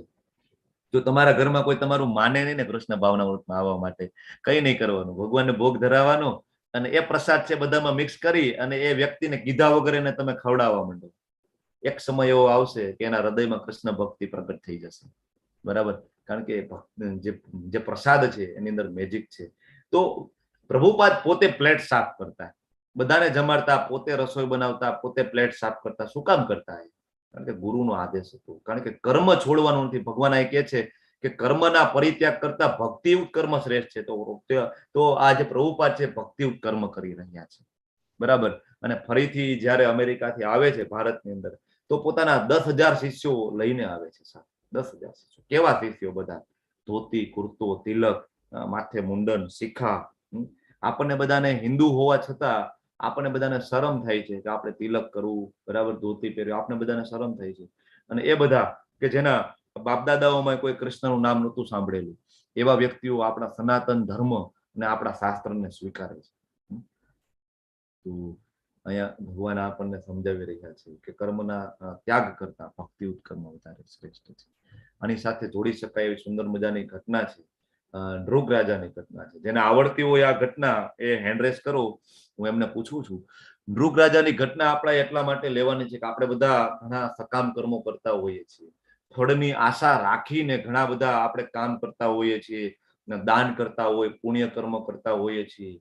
પણ એ સકામ કર્મથી અલ્ટિમેટ શું થાય છે આપણને ખબર નથી. એ પુણ્ય કર્મ કરવાથી શું થાય છે આપણને ખબર નથી. આપણે ખૂબ દાન કરીએ છીએ, પણ એક્ઝેક્ટલી દાન કેમ કરવું એ પણ ભગવદ ગીતામાંથી આપણે શીખવું જોઈએ, સમજવું જોઈએ. અને ધ્રુવ રાજાની ઘટના આપણે સમજવાની છે. સકામ કર્મથી કઈ રીતના બંધનમાં પડી જવાય અને નિષ્કામ કર્મનો ફાયદો શું છે. શું કામ અહીંયા ભગવાન આપણે નિષ્કામ કર્મ સમજાવી રહ્યા છે. ઓકે, 3 હેન્ડ રેસ છે. મેહુલ પટેલજી તમે બોલો. ચલો, ધ્રુવ રાજાની ઘટના થોડું શોર્ટમાં આપજો. ઓકે, હરે કૃષ્ણ. યસ, બોલો. રાજા મૃગ એ એમની પાસે ખૂબ સંપત્તિ હતી અને એ ખૂબ દાનવીર હતા અને એ બ્રાહ્મણોને અને બધાને દાન કરતા હતા. તો એ ગાયોનું દાન વધારે કરતા હતા અને ગાય પણ કેવી કે સોનાની મઢેલી હોય એવી આપતા હતા. તો એકવાર એ એક બ્રાહ્મણને ગાય આપે છે. તો એ ગાય બીજા દિવસે ત્યાંથી એ બ્રાહ્મણને ત્યાંથી પાછી રાજાને ત્યાં આવી જાય છે અને જે બીજો બ્રાહ્મણ એ બીજા બ્રાહ્મણને ત્યાં બીજે દિવસે અપાઈ જાય છે પાછી. તો પેલા જે પહેલો બ્રાહ્મણ છે એ ગાય સોતો સોતો પાછો રાજા પાસે આવે છે, અને રાજાને જયારે ખબર પડે છે કે યાર આ ગાય તો બીજા બ્રાહ્મણને અપાઈ ગઈ છે, તો પછી બીજા બ્રાહ્મણ પાસે જાય છે અને બીજા બ્રાહ્મણને આજીજી કરે છે અને એમ કહે છે કે મને ગાય તમે પાછી આપો. પણ જે બીજા બ્રાહ્મણ હોય છે એ ગાય પાછી આપતા નથી એને, તો એ કહે છે કે હું તમને બીજી 1000 ગાય આપું, તમે મને એ ગાય પાછી આપી દો. પણ તો પણ પેલા એ જે હોય છે બીજા બ્રાહ્મણ એ માનતા નથી, અને ત્યારબાદ કઈ એમને શ્રાપ આપવામાં આવે છે, તો એમનું કંઈક મૃત્યુ થાય છે, અને પછી એમને તો ઘણા બધા સારા કામ કર્યા હોય છે, તો પણ એમનું આ એક કંઈક આસક્તિ થાય છે એમને કંઈક પ્રત્યે, તો એમને ઘરોરી બનાવવામાં આવે છે. તો એ ઘરોરી જે છે એ કુવામાં હોય છે, અને જે ભગવાન કૃષ્ણના જે બાળકો હોય છે એ કંઈક પાણી પીવા માટે ત્યાં જતા હોય છે, તો એમણે જોયું કે કુવામાં પાણી નથી, પરંતુ કુવાની અંદર તો એક ગરોળી છે. તો એ પાછા ભગવાન પાસે જાય છે અને ભગવાનને કહે છે કે આ કુવામાં આ રીતના ગરોળી છે. તો ભગવાન એમની પાસે ત્યાં જાય છે, અને જે ગરોળી રૂપે રાજા હોય છે એમને પૂછે છે કે, એટલે રાજા એમને આખી કહાની કહે છે, અને ત્યારબાદ જે છે તો કૃષ્ણ ભગવાન એમનો ઉદ્ધાર કરે છે અને એમને કંઈક મંદિર કેવું કંઈક બનાવી આપે છે, અને એમાં એ કરે છે. ખૂબ સરસ પ્રભુ, ખૂબ સરસ, થેન્ક યુ. નૃગ રાજા ખૂબ જ્ઞાની માણસ, ખૂબ સંપત્તિ, ઐશ્વર્ય, ધન ધનાઢ્ય અને દાન ખૂબ કરતા હતા. હું તમને હજી થોડમાં થોડું આપું. મેહુલજીએ ખૂબ સરસ સમજાવ્યું છે, થોડુંક હું હજી એને એક્ઝેગરેટેડ કરીને થોડું આપું તમને, કે ખૂબ દાન કરે. આપણે બધા દાન કરતા હોય ને એટલે આપણે નૃગ રાજાને થોડાક જાણવા જોઈએ એટલા માટે. તો ખૂબ દાન કરે. દાન કેવું કરે? બ્રાહ્મણોને દાન આપે, અને એક એક બ્રાહ્મણોને કહેવાય ને 1000 લાખો ગાયો આપે, 1 લાખ ગાયોનું દાન આપે. અને કેવી ગાય આપે? તો કે સોનાના શિંગડા મઢેલી ગાયો, એના જે પગની ખરીઓ છે એ ચાંદીથી મઢેલી, અને એની ઉપર કહેવાય ને કિંમતી વસ્ત્ર ઓઢાડેલી ગાયો. આવી બધી ગાયો 1 લાખ ગાયો દાન કરે. હરે કૃષ્ણ, મ્યુટ કરજો પ્લીઝ. તો આવી ગાયોનું દાન કરે. એક સમયે એવું થાય છે કે એ દાન કરતા હોય છે, અને જે ગાયો દાન આપી દીધી હોય છે એમાંથી એક બ્રાહ્મણની ગાય રાત્રે ફરીથી જે રાજા છે એનો જે બધી ગાયો રાખેલી હોય ત્યાં એક ગાય આવીને એની મિક્સ થઈ જાય છે એની સાથે. સવારમાં ઉઠે, રાજાનો નિત્યક્રમ દાન કરવાનો. રાજાને ખબર નથી કે ઓલા જે બ્રાહ્મણને ઓલરેડી દાન કરેલી ગાય છે આવી ગઈ છે પાછી. રાજા તો ફરીથી એમાંથી દાન કરવા માંડે છે, અને ઓલરેડી જે દાન કરેલી ગાય હતી એનું બીજી વખત દાન થઈ જાય છે બીજા બ્રાહ્મણને. ઓલો જે બ્રાહ્મણ છે એ શોધતો આવે છે. હવે એ સમયે તો સીસીટીવી કેમેરા તો હતા નહીં, તો પૂછતા આવે છે, તો કોઈ કેમ કે છે કે ભાઈ તમારી ગાય છે ફરીથી કહેવાય રાજા જ્યાં બધી ગાયો રાખે છે ગૌશાળા ત્યાં જતી રહી છે. પછી આવીને રાજાને વાત કરે છે, ભાઈ મારી ગાય આવી ગઈ હતી. રાજા કહે છે કે ભાઈ હવે એ ગાય તો મારા નિત્યક્રમ મુજબ મેં દાન આપી દીધી છે, તો હે બ્રાહ્મણ શ્રેષ્ઠ, હું તમને બીજી 1 લાખ ગાય આપું છું એક ગાયના બદલામાં, અને બધી કહેવાય સોનાના શિંગડે મઢે. બ્રાહ્મણ કે તમે શું સમજો છો? કે મને કઈ લાલચ છે? મારે તો મારી જ ગાય જોઈએ. અને આટલી વેળાએ ઓલો બ્રાહ્મણ આવી જાય છે જેને એક ગાય દેવાઈ ગઈ છે, અને બંને બ્રાહ્મણ વચ્ચે ઘણી બધી રકઝક થાય છે, ખૂબ માથાકૂટ થાય છે. જો તમે અહીંયા જોવો છો ને, આ 2 બ્રાહ્મણ છે. આ બ્રાહ્મણ કે હવે મને મળી ગઈ છે, ઓલો બ્રાહ્મણ કે પેલા મને મળેલી હતી. અને 2 બ્રાહ્મણ વચ્ચે ખૂબ કહેવાય કે સંઘર્ષ થાય છે. અને એ બ્રાહ્મણ છે ને એ નૃગ રાજાને શ્રાપ આપી દે છે કે તારાથી આવું કેમ થાય? એમ કે એક બ્રાહ્મણને આપેલું દાન તું પાછું લઈને બીજાને દાન કઈ રીતના આપી શકે? જા, તું છે ને ઓલી ગરોળી અથવા ઓલો કાચિંડાનો તને છે ને અવતાર મળશે. નૃગ રાજા છે ખૂબ દુઃખી થાય છે. અને એ સમયે એક ઘટના એવી પણ પેરેલલ બનતી હોય છે કે સાધુ મહાત્મા, સંત મહાત્માઓ એમને મળવા આવતા હોય છે નૃગ રાજાને, અને એમને રાધા કૃષ્ણના મંદિર માટે ડોનેશનની જરૂર હોય છે. તો નૃગ રાજા એને મદદ કરે છે, એ મંદિર બનાવવા માટે ડોનેશન આપે છે. અને બીજું શ્રીમદ ભાગવતમની પ્રતો, હવે એ સમયે પ્રિન્ટિંગ પ્રેસ નતા, તો રાજાને કહે છે થોડીક ભાગવતમની પ્રતો અમને બનાવી આપો, અમારે ભગવાનના જ્ઞાનનો પ્રચાર કરવો છે. તો રાજા એના મંત્રીઓને કહી અને એ ભાગવતમની ઘણી બધી પ્રતો એને બનાવીને આપે છે. તો એ જે બ્રાહ્મણ, બીજા બ્રાહ્મણ જે છે એ એના આશીર્વાદ આપે છે કે એક સમયે કૃષ્ણજી છે ને એ તમારો ઉદ્ધાર કરશે, સાક્ષાત ભગવાન છે, તમારો ઉદ્ધાર કરશે. બરાબર. હવે આ નૃગ રાજાને આ જે ગાયો વાળી ઘટનાથી ખૂબ દુઃખ થાય છે, અને શોર્ટ પીરિયડમાં એનું મૃત્યુ થાય છે. એ યમરાજજી પાસે જાય છે, તો યમરાજ એમ કે છે કે નૃગ રાજા તમે ખૂબ પુણ્ય કર્મ કરેલું છે, એટલે તમારે સ્વર્ગલોકની અંદર ઘણું બધું સુખ સાહેબી ભોગવવાની છે, પણ તમારાથી એક પાપ કર્મ પણ થઈ ગયું છે. આજે પણ બોલે છે ને, નૃગ રાજા સમજી જાય છે કે હવે આપણે મર્યા. બરાબર. તો કે હવે તમારે કયું ભોગવવાનું છે? પેલું તમે જે પાપ કર્મ કર્યું છે એ, કે પેલા તમારે અહીંયા ભોગો ભોગવવા છે? તો નૃપરાજા કે નહીં નહીં, પેલા છે ને જે મારાથી જે ભૂલ થઈ ગઈ છે ને એનું પનિશમેન્ટ મને આપી દો, એનો શ્રાપ મારે ભોગવી લેવો છે. તો દ્વારકાની બાજુમાં એક કૂવો છે અને ત્યાં એક કાચિંડા તરીકે રહે છે. એક સમય એવું થાય છે કે કૃષ્ણજી અને એમના પુત્રના પુત્રો, એટલે કહેવાય કે દીકરાના દીકરાઓ, એ બધા પિકનિક માટે જાય છે. અત્યારે આપણે પિકનિકમાં જઈએ ને, એ બધા પણ પિકનિકમાં ગયા હતા. તો ભગવાન બેઠા હતા અને બધા છોકરાઓ રમતા હતા. એમ રમતા રમતા એ બધા બાળકોને તરસ લાગે છે. હવે એ સમયે કઈ વોટર બેગ તો ભેગી લઈને જવાનું હતું નહીં. બાજુમાં કુવા હોય ત્યાંથી પાણી પી લેવાનું, સરોવર હોય ત્યાંથી પાણી પી લેવાનું.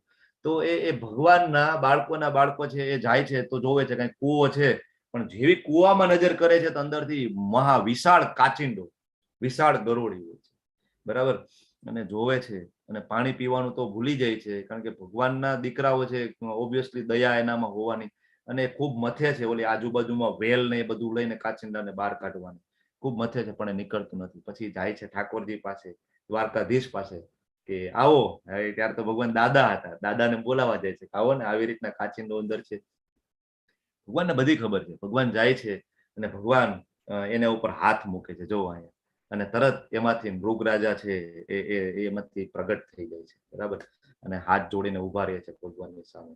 ભગવાન પૂછે છે કે ભાઈ કઈ રીતના આવું થયું રાજન? તો રાજા કહે છે જો ભગવાન, તમે તો બધું જાણો છો, મને ખબર છે, છતાં તમે પૂછો છો એટલે હું તમને કહું છું, બાકી તમને બધી ખબર છે. પછી આખી ઘટનાની વાત કરે છે કે આવું આવું થયું હતું, મને આ શ્રાપ મળ્યો હતો, અને પછી હું ગરુડી બન્યો હતો, અને આજે તમારા હાથે મારો ઉદ્ધાર થયો. કહેવાનો મતલબ એ કે નામના અને કંઈક મેળવવાની ઈચ્છાથી કરેલું દાન. એકચ્યુઅલી નૃગરાજાને છે ને ઈચ્છા એવી હતી કે આ જન્મમાં તો મારી પાસે આટલું સામ્રાજ્ય છે, તો હું દાન પુણ્ય કરું ને તો આવતા જન્મમાં પણ મારી પાસે આવું છે ને આટલું મોટું સામ્રાજ્ય ટકી રહે. તો આ જે ફળની ઈચ્છા કરી ને એમાં એ ફસાઈ ગયા. જો એ નિષ્કામ કર્મથી એનું દાન થતું હોત ને તો આ પ્રોબ્લેમ ના થાય. કૃષ્ણ ભાવનામૃતમાં જો દાન થતું હોત ને તો આ પ્રોબ્લેમ ના થાય. બરાબર. પણ એની પાછળ એની અપેક્ષા હતી એને નામના મેળવવાની, અને બીજું પુણ્ય કર્મ, કે આવતા જન્મમાં પણ મને આવું સુખ મળે, એટલે ફસાઈ જાય છે. આ જે નૃગરાજા વાળી ઘટના છે ને, એ તમે રામાયણમાં ઉત્તરકાંડ વાંચો ને, જયારે ઉત્તરકાંડમાં છેલ્લે ભગવાન શ્રીરામ છે ને એ લક્ષ્મણજીને આ ઘટના પણ કહે છે, નૃગરાજા વાળી ઘટના. તો તમે વિચાર કરો કે ત્યારે શ્રીરામ છે એ લક્ષ્મણજીને એમ કહે છે કે હું દ્વાપર યુગમાં હું કૃષ્ણ તરીકે આવીશ ને ત્યારે રાજા નૃગનો હું ઉદ્ધાર કરીશ. તો તમે વિચાર કરો કે ત્રેતા યુગમાં શ્રીરામ આવે છે અને ત્યારે નૃગરાજા છે ઓલરેડી ગરોળી કે અથવા કાચિંડો બનેલા છે, અને છેક દ્વાપર યુગમાં કૃષ્ણ આવીને એનો ઉદ્ધાર કરે છે. તો એનો એ શ્રાપની અવધિ કેટલી હશે? ભગવાન શ્રીરામ પેલા નૃગરાજા હતા અને એને શ્રાપ લાગેલો હતો. પ્રભુ શ્રીરામ છે લક્ષ્મણજીને પણ આ વાત કરે છે, ઉત્તરકાંડની અંદર આવે છે, રામાયણની અંદર. અને પછી જયારે દ્વાપર યુગ આવે છે ત્યારે કૃષ્ણ આવે છે, રામ પોતે કૃષ્ણ આવે છે. બરાબર. અને એનો ઉદ્ધાર કરે છે. તો એક નાની એવી ભૂલ લાખો વર્ષો સુધી એને ગરોળી બનીને રહેવું પડે છે. તો તમે બધા પણ થોડું સંભાળીને દાન કરવું જોઈએ. ભગવદ ગીતામાંથી આપણે જરૂર આ શીખવું જોઈએ. ભગવાન કહે છે પણ જો મારા માટે કર્મ કર ને તો હું તારા ફળની સંભાળ રાખીશ. કોઈ પણ કર્મ આપણે ભગવાન માટે કરીએ તો એની અંદર જે કઈ પાપ કર્મો છે ભગવાન એ લઈ લે છે. અભક્તો હોય ને, અભક્તો જે ભગવાનના ભક્તો નથી, એ એવું માને કે મેં કમાવ્યું છે તેથી બધું મારું છે. જ્યારે ભગવાનના ભક્તો એવું માને છે કે આ બધું કૃષ્ણની કૃપા છે મારા ઉપર, મારું આમાં કઈ નથી, આના અલ્ટિમેટ માલિક છે એ કૃષ્ણ છે. રોજિંદુ બધું જ કામ આપણે કૃષ્ણને સેન્ટરમાં રાખીને કરી શકીએ. મેં તમને સમજાવેલું હતું. બરાબર. ભોગ લગાડીએ, આપણે બાળકો માટે આપણે જમવાનું બનાવીએ તો માતાજી એવું વિચારે કે ભાઈ ભગવાન માટે બનાવવું છે.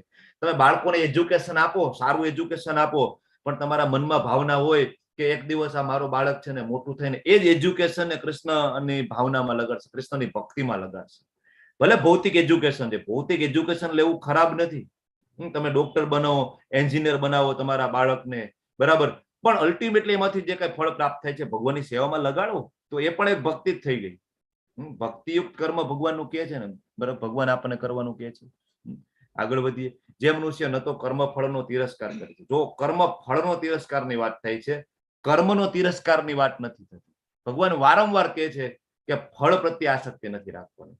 ન તો કર્મફળની ઈચ્છા રાખે છે અને કર્મફળની કોઈ ઈચ્છા નથી, તો એને નિત્ય સંન્યાસી કહેવાય. ખરેખર સંન્યાસી કોણ છે ભગવાન એ સમજાવે છે આપણને. બરાબર. તો હે મહાબાહુ અર્જુન, આવો મનુષ્ય સર્વ દ્વંદ્વથી રહિત હોય છે. દ્વંદ્વ એટલે શું? સુખ અને દુઃખ, લાભ અને નુકસાન, બરાબર, લાભ અને હાનિ, આને કહેવાય દ્વંદ્વો. તો આ દ્વંદ્વોમાંથી એ રહિત થઈ જાય છે, ભૌતિક બંધનને સહજમાં પાર કરી જાય છે, સંપૂર્ણપણે મુક્ત થઈ જાય છે. તો કામ કરતા કરતા પણ ગૃહસ્થાશ્રમમાં રહેતા રહેતા પણ કઈ રીતના આપણે મુક્ત આત્મા થઈ શકીએ, કઈ રીતના ધામમાં જઈ શકીએ, ભગવાન અહીંયા આપણને સમજાવે છે. જો અહીંયા પ્રભુજી છે એની તમે એજ જુઓ, એના હાથમાં કેટલી બધી બુક્સ છે. તો ભગવાનનું જ્ઞાન વેચવા માટે નીકળ્યા છે. તો એ કર્મ ફળનો એને કોઈ તિરસ્કાર નથી. સાંજે સવારમાં નીકળે એને કોઈ અપેક્ષા આશા નથી, ભગવાનના આશીર્વાદ લઈને જાય છે કે ભગવાન તમારા જ્ઞાન વેચવા માટે જાઉં છું, તમે મારી સાથે રહેજો. હવે પછી કોઈ બુક લે કે ના લે, બુક વેચાય કે ના વેચાય, કોઈ એનો તિરસ્કાર કરે, કોઈ એને ગાળો આપે, ગાળો પણ આપે. બુક ડિસ્ટ્રીબ્યુશન છે એ ખૂબ અઘરી વસ્તુ છે. મેં જોયેલું છે, ઘણા બધા એવા નાસ્તિક માણસો હોય કે આમની પાછળ પડે, ઘણા બધા હેરાન કરે, તો પણ એને મનમાં જરા પણ એના પ્રત્યે વેરભાવ ના હોય, કોઈ તિરસ્કાર ન હોય. સાંજે આવે, એક પણ બુક ના વેચાય તો એને કઈ ફળની અપેક્ષા ન હોય, બીજા દિવસે ફરીથી એનું રૂટીન એનું એ જ ચાલુ થઈ જાય. તો આ છે કૃષ્ણ ભાવનાયુક્ત કર્મ, જે આ ચેપ્ટરનું નામ છે. કે બધા કર્મો છે કૃષ્ણ ભાવનામૃતમાં કઈ રીતના જોડી દઈએ, બરાબર. નિત્ય સંન્યાસી કોને કહેવાય? બાકી જે મંકી વૈરાગ્ય છે ને, જે ખોટો વૈરાગ્ય, મેં કીધું ને કે સંસારથી કંટાળીને આપણે આર્થિક સંકળામણના કારણે આપણે એમ કે હવે હું બાવો બની જાઉં છું, ભગવાન એનો કોઈ અર્થ નથી. એમાં પૂર્ણતા પામી શકીશું ને, એને મંકી વૈરાગ્ય કહેવાય. ભગવાન આગળ આપણને સમજાવે છે કે ભગવત ભક્તિમાં જોડાયા વિના સંન્યાસસ્તુ મહાબાહો દુઃખમ આપતુમ યોગત યોગયુક્તો મુનિર્બ્રહ્મ ન ચિરણાધિગચ્છતિ. પરમેશ્વરને ભગવત ભક્તિમાં જોડાયા વિના કેવળ ખાલી, જો ભક્તિમાં જોડાયા વગર ખાલી કર્મનો પરિત્યાગ કરી દેવાનો, બધું છોડી દેવું, કઈ કામ નથી કરવાનું. હું તો આત્મા છું, મારે તો મારો પરિવાર સાથે કઈ લેવા દેવા નથી, બધાને છોડીને જતા રહીએ. કર્મોનો પરિત્યાગ કરવા માત્રથી કોઈ મનુષ્ય સુખી નથી થઈ શકતો, ભગવાન પોતે કહે છે. પરંતુ ભક્તિમય સેવામાં પરોયેલો વિચારશીલ મનુષ્ય છે એ પરમેશ્વરને તરત પ્રાપ્ત કરે છે. બરાબર. ભક્તિ સેવાના 9 પ્રકાર કોણ કહેશે મને? હરે કૃષ્ણ. 9 પ્રકાર આપણે ગઈકાલે ભણી ગયા હતા, કોણ કહેશે? ભક્તિમય સેવા 9 પ્રકારે કઈ રીતના થઈ શકે? શ્રવણમ. હા, કોણ બોલી રહ્યું? કીર્તનમ. બોલો બોલો. શ્રવણમ, કીર્તનમ, સ્મરણમ, પાસેવનમ, બરાબર. અર્ચનમ, વંદનમ, દાસ્યમ, સખ્યમ, આત્મનિવેદનમ. બરાબર. સુનિલજી બોલે છે. વાહ વાહ, ખૂબ સરસ, થેન્ક યુ. બીજા કોઈને બોલવું છે? શ્રીમદ ભાગવતમ નો એ શ્લોક છે. હા નયા માતાજી બોલો, હેન્ડ રેસ કરી દીધો તો તમે, હવે તમને જ પૂછું છું, બોલો. શ્રવણમ, કીર્તનમ, વિષ્ણુ સ્મરણમ, પાદ સેવનમ, અર્ચનમ, વંદનમ, દાસ્યમ, સાખ્યમ, આત્મનિવેદનમ. હરી બોલ, ખૂબ સરસ. આ 9 પ્રકાર છે. એમાં સૌથી પહેલો પ્રકાર છે એ સાંભળવું, એટલે કે શ્રવણ કરવું. શ્રવણનું ભક્તિની અંદર ખૂબ મહત્વ છે. જ્યારે તમારું શ્રવણ બંધ થઈ જાય ને, એટલે સમજવું કે આપણે ભક્તિમાંથી ધીમે ધીમે હવે નીચે આવતા જઈએ છીએ. શ્રવણ છે એક દિવસ પણ બંધ ના થવું જોઈએ. શ્રવણનું ખૂબ મહત્વ છે. પહેલું સ્ટેપ છે એ સાંભળવું, ભગવાનના ભક્તોના મોઢેથી ભગવાનની લીલા, ભગવાનના ગુણગાન સાંભળવા, શ્રવણ. આગળ વધીએ. ભગવાન કહે છે કે જે મનુષ્ય ભક્તિ ભાવે કર્મ કરે છે એ વિશુદ્ધ આત્મા છે, જે પોતાના મન તથા ઇન્દ્રિયોને વશમાં રાખી શકે છે, સૌને પ્રિય હોય છે અને બધા જીવો તેને પ્રિય હોય છે. એવો મનુષ્ય હંમેશા કાર્યરત રહેતો હોવા છતાં કદાચ લિપ્ત નથી થતો, બંધન નથી પામતો. જો આપણે બધાને પ્રિય તો થવું છે, મને ખૂબ ગમે કે મને કોઈ પ્રેમ કરે, બરાબર, હું બધાને પ્રિય હોય, બધા મને પ્રિય હોય, આવું બધું આપણને ખૂબ ગમે અને આના માટે આપણે ખૂબ પ્રયત્ન પણ કરીએ છીએ. પણ ભગવદ્ ગીતાના 5મા અધ્યાયનો 7મો શ્લોક આપણે જો ખરેખર સમજી લઈએ તો આમાં ભગવાન એમ કહે છે કે ઇન્દ્રિયોને વશમાં રાખી શકે ને એ બધાને પ્રિય થઈ જાય. જેની ખરેખર ઇન્દ્રિયો વશમાં નથી, બરાબર, તરત ગુસ્સે થઈ જશે. ખૂબ જૂનો મિત્ર હોય, ખૂબ સારા સંબંધો હોય, પણ ઇન્દ્રિય વશમાં નથી ને, એટલે થોડી વારમાં તળ ને ફળ કહી દેશે નાની એવી વાતમાં, સંબંધો ત્યાં પૂરા થઈ જશે. ઇન્દ્રિય વશમાં નથી ને. પણ જેની ઇન્દ્રિય વશમાં છે એ એકદમ વિનમ્રતા પૂર્વક વાત કરશે અને સંબંધો છે એ જાળવી શકશે, તો બધાને આપણે પ્રિય થઈ શકીએ. ઇન્દ્રિયોને વશમાં રાખવી એ કોઈ પણ જ્ઞાન લેવા માટે ની પેલી રિક્વાયરમેન્ટ છે. પછી જ્ઞાન યોગ હોય, અષ્ટાંગ યોગ હોય, ભક્તિ યોગ હોય, ઇન્દ્રિયોને વશમાં કરવી ખૂબ જરૂરી છે. એટલે પ્રભુપાદજી છે આપણને 4 બેઝિક પ્રિન્સિપલ 4 છે એ કહેવાય નિયમાત્મક સિદ્ધાંત આપે છે, બરાબર. એને આપણે ફોલો કરવા જોઈએ, એનાથી આપણી ઇન્દ્રિય છે ધીમે ધીમે કંટ્રોલમાં આવે ને તો આપણે કામ કરતા હોવા છતાં બંધન નથી પામતા. અહીંયા આ પ્રભુજી છે એ જો બધા ભગવાનના ભક્તોની સેવા કરી રહ્યા છે, ખૂબ બિઝી છે, ખૂબ કામ કરે છે, પણ આમાં એને કોઈ બંધન નથી, કારણ કે તો ભગવાનની સેવા માટે કામ કરે છે, બરાબર.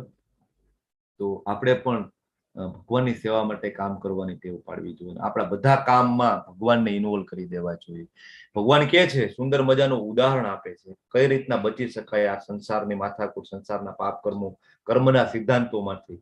તો બ્રહ્મણાધાય કર્માણી સંગ ત્યક્ત્વા કરોતિ. સંગ ત્યક્ત્વા, સંગ એટલે આસક્તિ, ને ત્યક્ત્વા એટલે ત્યજી દેવી. બ્રહ્મણાધાય કર્માણી એટલે કર્મો એવી રીતના કરવા કે બ્રહ્મણાધાય એટલે ભગવાન કૃષ્ણને વિષ્ણુને પ્રસન્ન હોય, બ્રહ્મ, બરાબર. દિવ્યતાને પસંદ હોય, ભગવાનને પ્રસન્ન કરવા માટે જો કર્મ કરતા હોય તો એમાં આસક્તિ વગર જો કર્મ કરવામાં આવે તો ભગવાન કહે છે કે લિપ્યતે ન સ પાપે ન, એ પાપથી કહેવાય કે બંધન કરતા થતું નથી. કઈ રીતના? તો કે પદ્મપત્ર મીવાંબસા. તમે બધાએ સરોવરની અંદર, કીચડની અંદર ઉગેલું કમળ તમે જોયેલું હશે. આજુબાજુમાં ખૂબ કાદવ કીચડ હોય પણ છતાં એનું જે પર્ણ અને કમળ પોતે એના ઉપર કીચડ કે પાણી ટકતું નથી, એ ત્યાંથી સ્લીપ થઈ જાય. એક જાતનું વેક્સ જેવું કોટિંગ આના ઉપર કરેલું હોય છે, નીકળી જાય. તો સેમ વે જયારે ભક્ત છે, જો તમે કૃષ્ણ ભાવનામૃતમાં આગળ વધો, ભગવાન કૃષ્ણની સેવા કરો, ભક્તિ કરો, તો તમારા ઉપર પણ એક એવું વેક્સનું કોટિંગ થઈ જાય કે આ સંસાર નામનો દલદલ છે, આ જે કાદવ છે, સંસાર નામનું જે કીચડ છે, એમાં રહેવા છતાં એ કીચડ છે એ આપણને સ્પર્શી શકતું નથી. આ એક્ઝામ્પલ થી, ઉદાહરણથી ભગવાન આપણને સમજાવે છે. ભગવાન હજી આપણને આગળ સમજાવે છે કઈ રીતના આપણે આત્મશુદ્ધિ કરવી. તો ભગવાન કહે છે કે યોગીજનો છે અનાસક્ત થઈને, કોઈ આસક્તિ નથી, શરીર, મન, બુદ્ધિ અને ઇન્દ્રિયો દ્વારા આત્મશુદ્ધિનો પ્રયાસ કરે છે. કાંટાથી કાંટો નીકળે આપણે કહીએ ને, આ જ બધી વસ્તુ છે, શરીર, મન, બુદ્ધિ અને ઇન્દ્રિયો છે, આપણને ફસાવે છે અને આપણને અનંત જન્મો સુધી અહીંયા પીડાવા માટે અહીંયા આપણને રાખે છે.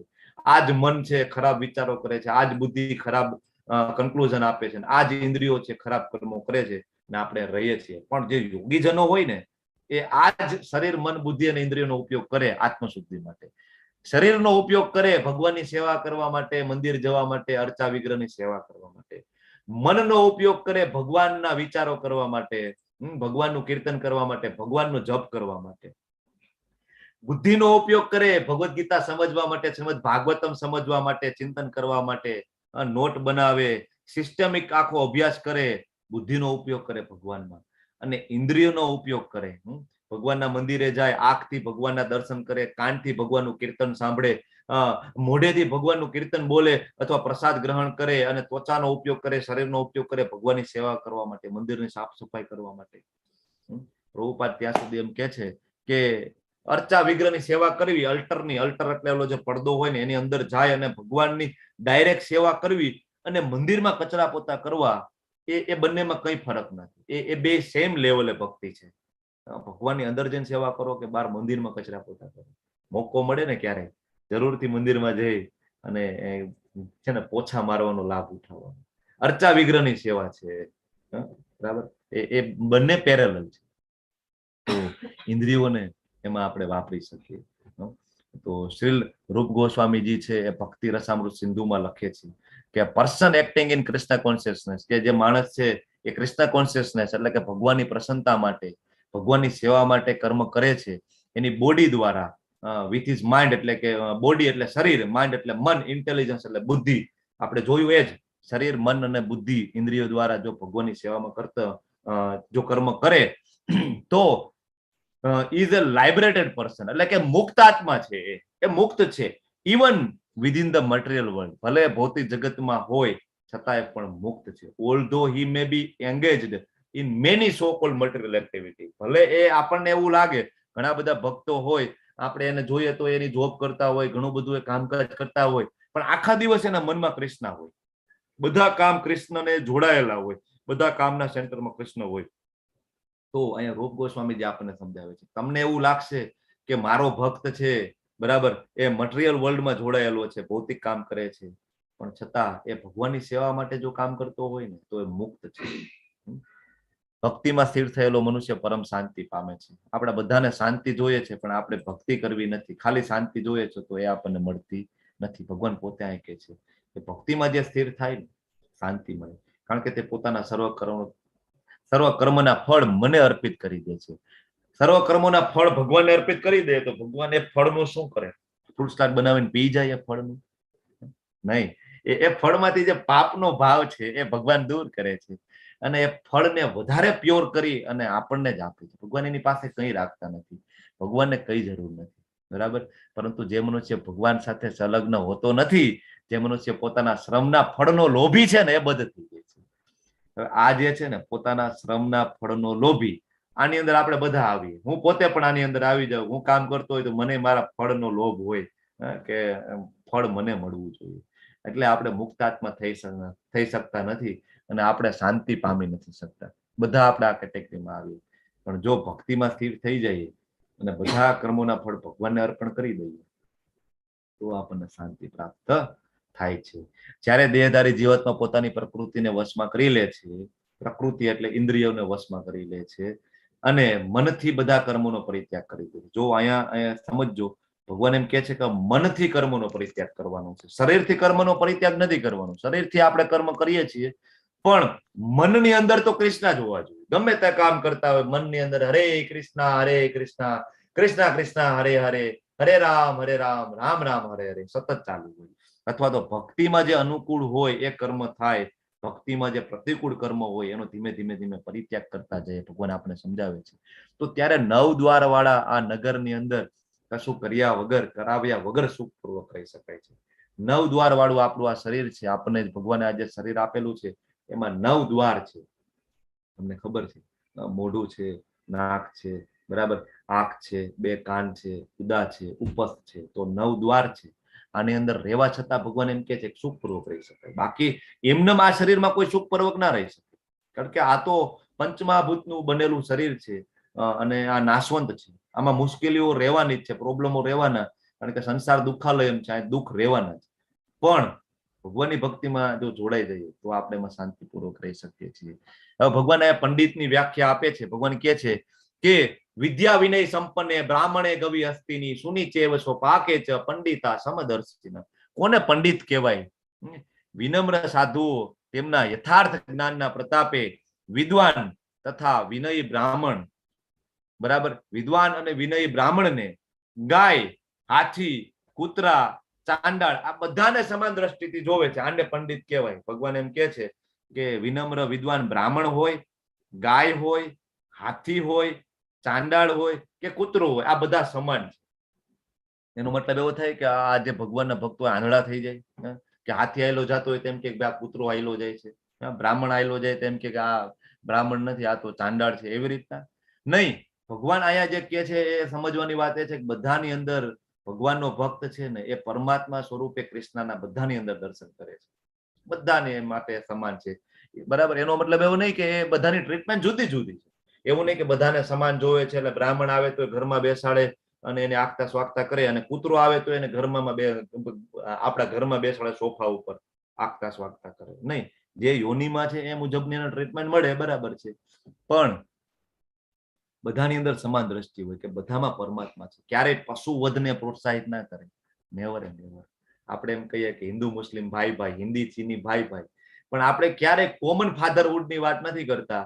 એટલે ક્યારેય વસુધૈવ કુટુંબકમ છે ને સાર્થક થતું જ નથી, ક્યારેય નથી થતું. મનમાંથી એ દ્વેષ ભાવના નીકળતી જ નથી. પણ જો આપણે એવું માનીએ કે બધાની અંદર કૃષ્ણ પરમાત્મા સ્વરૂપે બેઠા છે તો આપણા મનમાંથી દ્વેષ ભાવ નીકળી જાય. દરેક શરીરમાં હાજર પરમાત્માને જોવે છે તો એને કહેવાય પંડિત, બરાબર. હવે આવો જીવનમુક્ત પુરુષ છે, ભૌતિક ઇન્દ્રિય સુખ પ્રત્યે આકૃષ્ટ થતો નથી, બરાબર. ઇન્દ્રિય સુખ જે છે ને એના પ્રત્યે એટ્રેક્ટ ના થાય. હર હંમેશ સમાધિમાં નિમગ્ન છે, હર હંમેશ હરે કૃષ્ણ મહામંત્રના જપની અંદર લીન હોય છે. પોતાની અંદર જ આનંદ પ્રાપ્ત કરે છે, પોતાની અંદર આંખ બંધ કરીને કૃષ્ણના દર્શન કરે, પરમાત્મા સ્વરૂપે ભગવાનના એક સમયે દર્શન કરે અને એમાં જ એને આનંદનો અનુભવ કરે. અને એ રીતે આત્મ સાક્ષાત્કાર પામેલો પુરુષ પરબ્રહ્મમાં એકાગ્ર હોવાના કારણે અનંત સુખ ભોગવે છે, અનંત સુખ ભોગવે છે. આ કઈ ઘટના છે? કોને ખબર છે? કોણ છે આ વ્યક્તિ? મહાત્મા કોણ છે? માધવેન્દ્રપુરી. હરિદાસ ઠાકોર. હરિદાસ ઠાકુર છે. હરિદાસ ઠાકુર. ચૈતન્ય મહાપ્રભુ આવે છે, એની સાથે સાથે હરિદાસ ઠાકુર હોય છે. અને તમને હું કહું કે હરિદાસ ઠાકુર છે મુસ્લિમ ફેમિલીમાંથી આવે છે, મુસ્લિમ પરિવારમાંથી આવે છે. ચૈતન્ય મહાપ્રભુ એને નામાચાર્ય તરીકેની ઉપાધિ આપે છે. નામ આચાર્ય. શું કામ નામાચાર્ય ખબર છે તમને? હરિદાસ ઠાકુર રોજની કેટલી માળા કરતા તમને ખબર છે? 192. 192 માળા કરતા. તમે વિચાર કરો કે 16 માળા આપણાથી નથી થતી. ઇવન આપણાથી તો એક માળા નથી થતી શાંતિપૂર્વક બેસીને એકાગ્ર ચિત્તે, એકેય નથી થતી.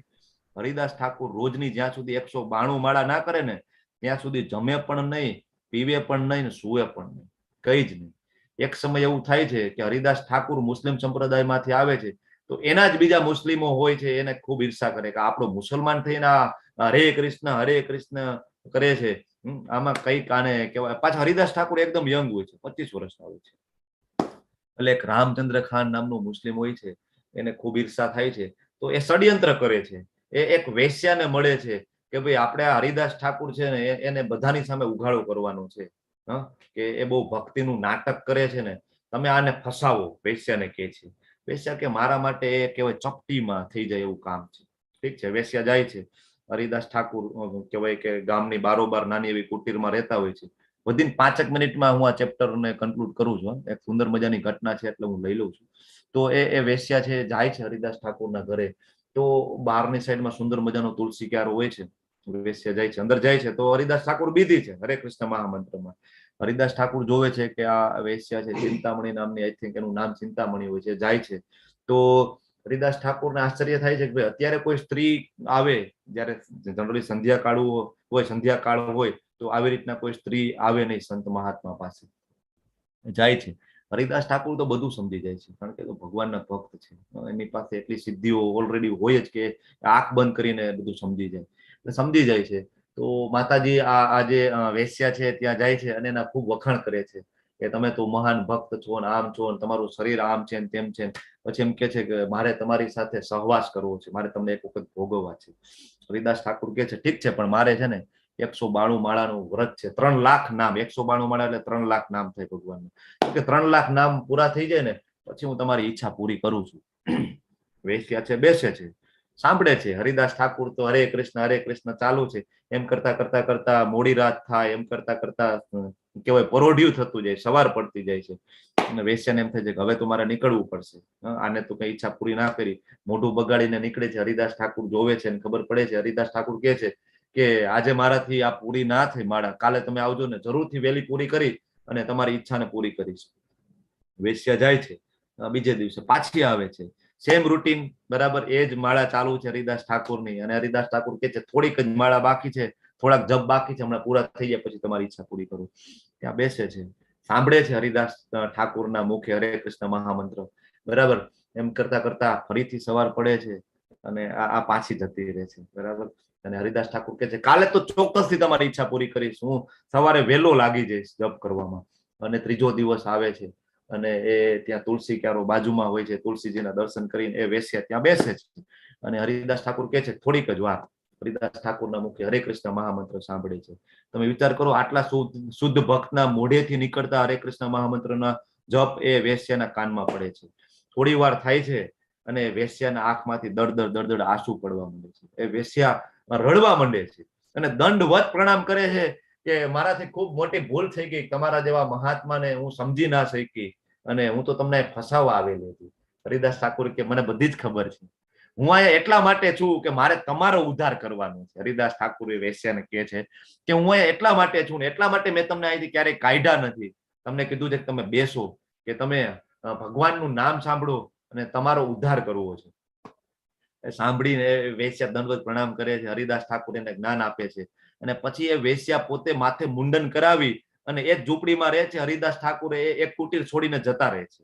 અને એ જે વૈશ્યા છે એ ત્યાં પોતે 192 માળા કરવાનું ચાલુ કરે છે, રોજ 192 માળા, અને માણસો દૂર દૂરથી એ વૈશ્યાના દર્શન કરવામાં આવે છે. આ છે હરિનામનો મહિમા, અને આ છે આપણા મહાન હરિદાસ ઠાકુર. હરિદાસ ઠાકુરની ઘટના બહુ લાંબી છે. હજી તો હરિદાસ ઠાકુરે જે સહન કર્યું છે એના મુસ્લિમ સંપ્રદાય અને એના રાજાઓ એ સમયના મુગલોને એ બધાના કારણે, તો એ આપણે ચર્ચા કરીએ તો તમારા આંખમાંથી આંસુ આવવા માંડે હરિદાસ ઠાકુર. પણ આપણા સમયનો અભાવના કારણે આપણે ચર્ચામાં બહુ ડીપ જતા નથી. પણ કહેવાનો મતલબ છે આ હરે કૃષ્ણ મહામંત્ર, આ હરિનામનું મહત્વ છે. જો આ બધા અંગ્રેજો કે જેના બાપ દાદાએ કોઈ કૃષ્ણનું નામ નહોતું સાંભળેલું, એ બધા જો હાથમાં બીડબેગ છે, ધોતી છે, કુર્તો છે, તિલક છે, માળા છે, એને બિલકુલ શરમ નથી આવતી આ બધું કરવામાં. આપણને બધાને શરમ આવે છે. બુદ્ધિશાળી મનુષ્ય ભૌતિક ઇન્દ્રિયોના સંસર્ગથી ઉત્પન્ન થનારા સુખ ભોગમાં રસ લેતો નથી. ખરેખર બુદ્ધિશાળી હોય ને એ આ બધા ઇન્દ્રિય સુખમાં બહુ ઇન્ટરેસ્ટ ના લે, કારણ કે એને ખબર છે કે દુઃખનું મૂળ કારણ રૂપ જ એ છે. એટલે આવા સુખો જે અત્યારે જે સુખ આપણને મળે એની શરૂઆતે હોય અને એનો અંતે હોય. એટલે સુજ્ઞ મનુષ્ય એમાં કોઈ આનંદ નથી લેતો. હરિદાસ ઠાકુર એમાં કોઈ આનંદ ના લે, ભલે વેશ્યા ગમે એટલી સુંદર હોય, એને કોઈ ઇન્દ્રિય ભોગમાં રસ નથી. એ ભગવાનના ભક્ત છે. એ શિલા પ્રભુપાદજી છે. બધું છોડી અને આપણા માટે ભગવદ્ ગીતા, શ્રીમદ ભાગવતમ આપે છે. બરાબર. જો આપણી ઇન્દ્રિય જરા કે નબળી હોય ને તરત ફસાઈ જાય. આ હાથી હોય ને એની જો હાથીની ઇન્દ્રિય ખૂબ કહેવાય ને, એને કામ વાસના ખૂબ હોય, તો ઓલો શિકારી હોય ને મોટો ખાડો કરે અને એની સામેની સાઈડમાં હાથણીને મૂકે.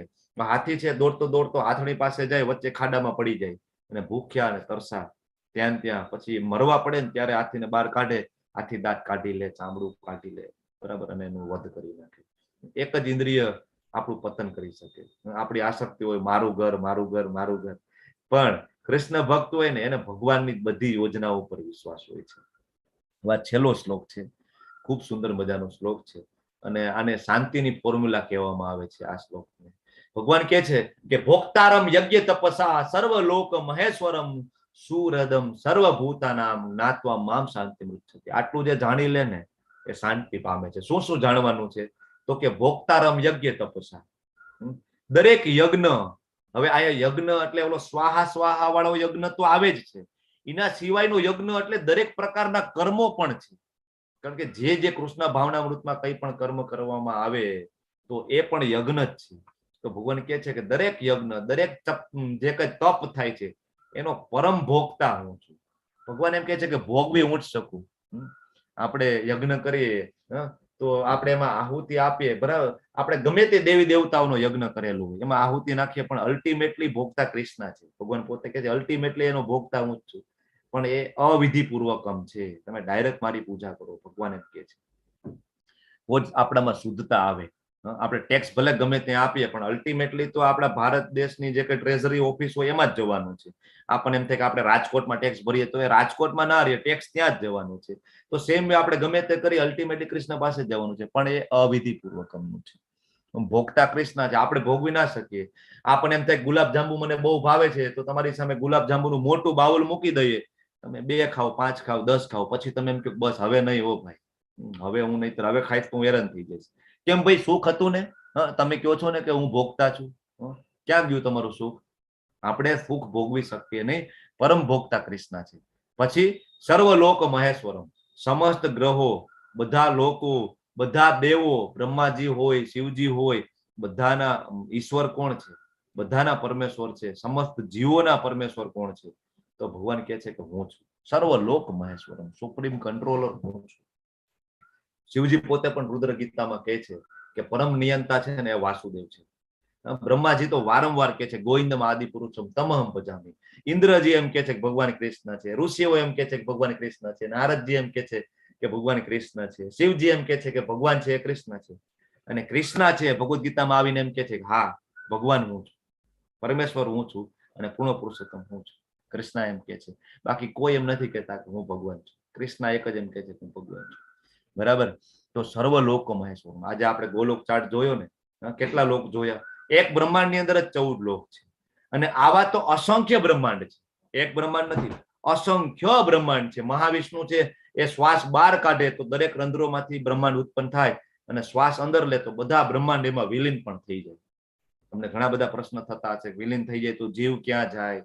પાપ ને પુણ્ય કર્મનો શું લે ફાયદો? બધા વિનાશ થવાનો છે તો લેવલ 2 માં ખૂબ ડિટેલમાં 8મા ચેપ્ટરમાં આપણે સમજાવતા હોઈએ છીએ, બરાબર.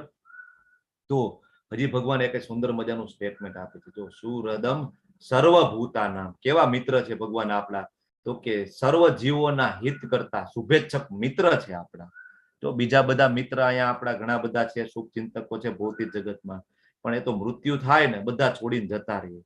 પણ ભગવાન છે એ શાશ્વત અનાદિકાળ સુધી આપણી સાથે મિત્ર તરીકે રહે. અને પરમાત્મા સ્વરૂપે ભગવાન આપણો જન્મ થાય અને મૃત્યુ થાય અને ઇવન આપણા પાપ કર્મો હોય અને અધમ યોનિમાં આપણો જન્મ થાય ને, છતાં કૃષ્ણ આપણી સાથે રહે છે. કદાચ આપણે ગરોળી બનીએ, કરોડિયો બનીએ, વંદો બનીએ, પણ એ બધાના હૃદયમાં કૃષ્ણ છે એ પરમાત્મા સ્વરૂપે હંમેશા આપણી સાથે રહે. હંમેશા કોઈ એક ક્ષણ પણ એવી ના હોય કે કૃષ્ણ આપણી સાથે ના હોય.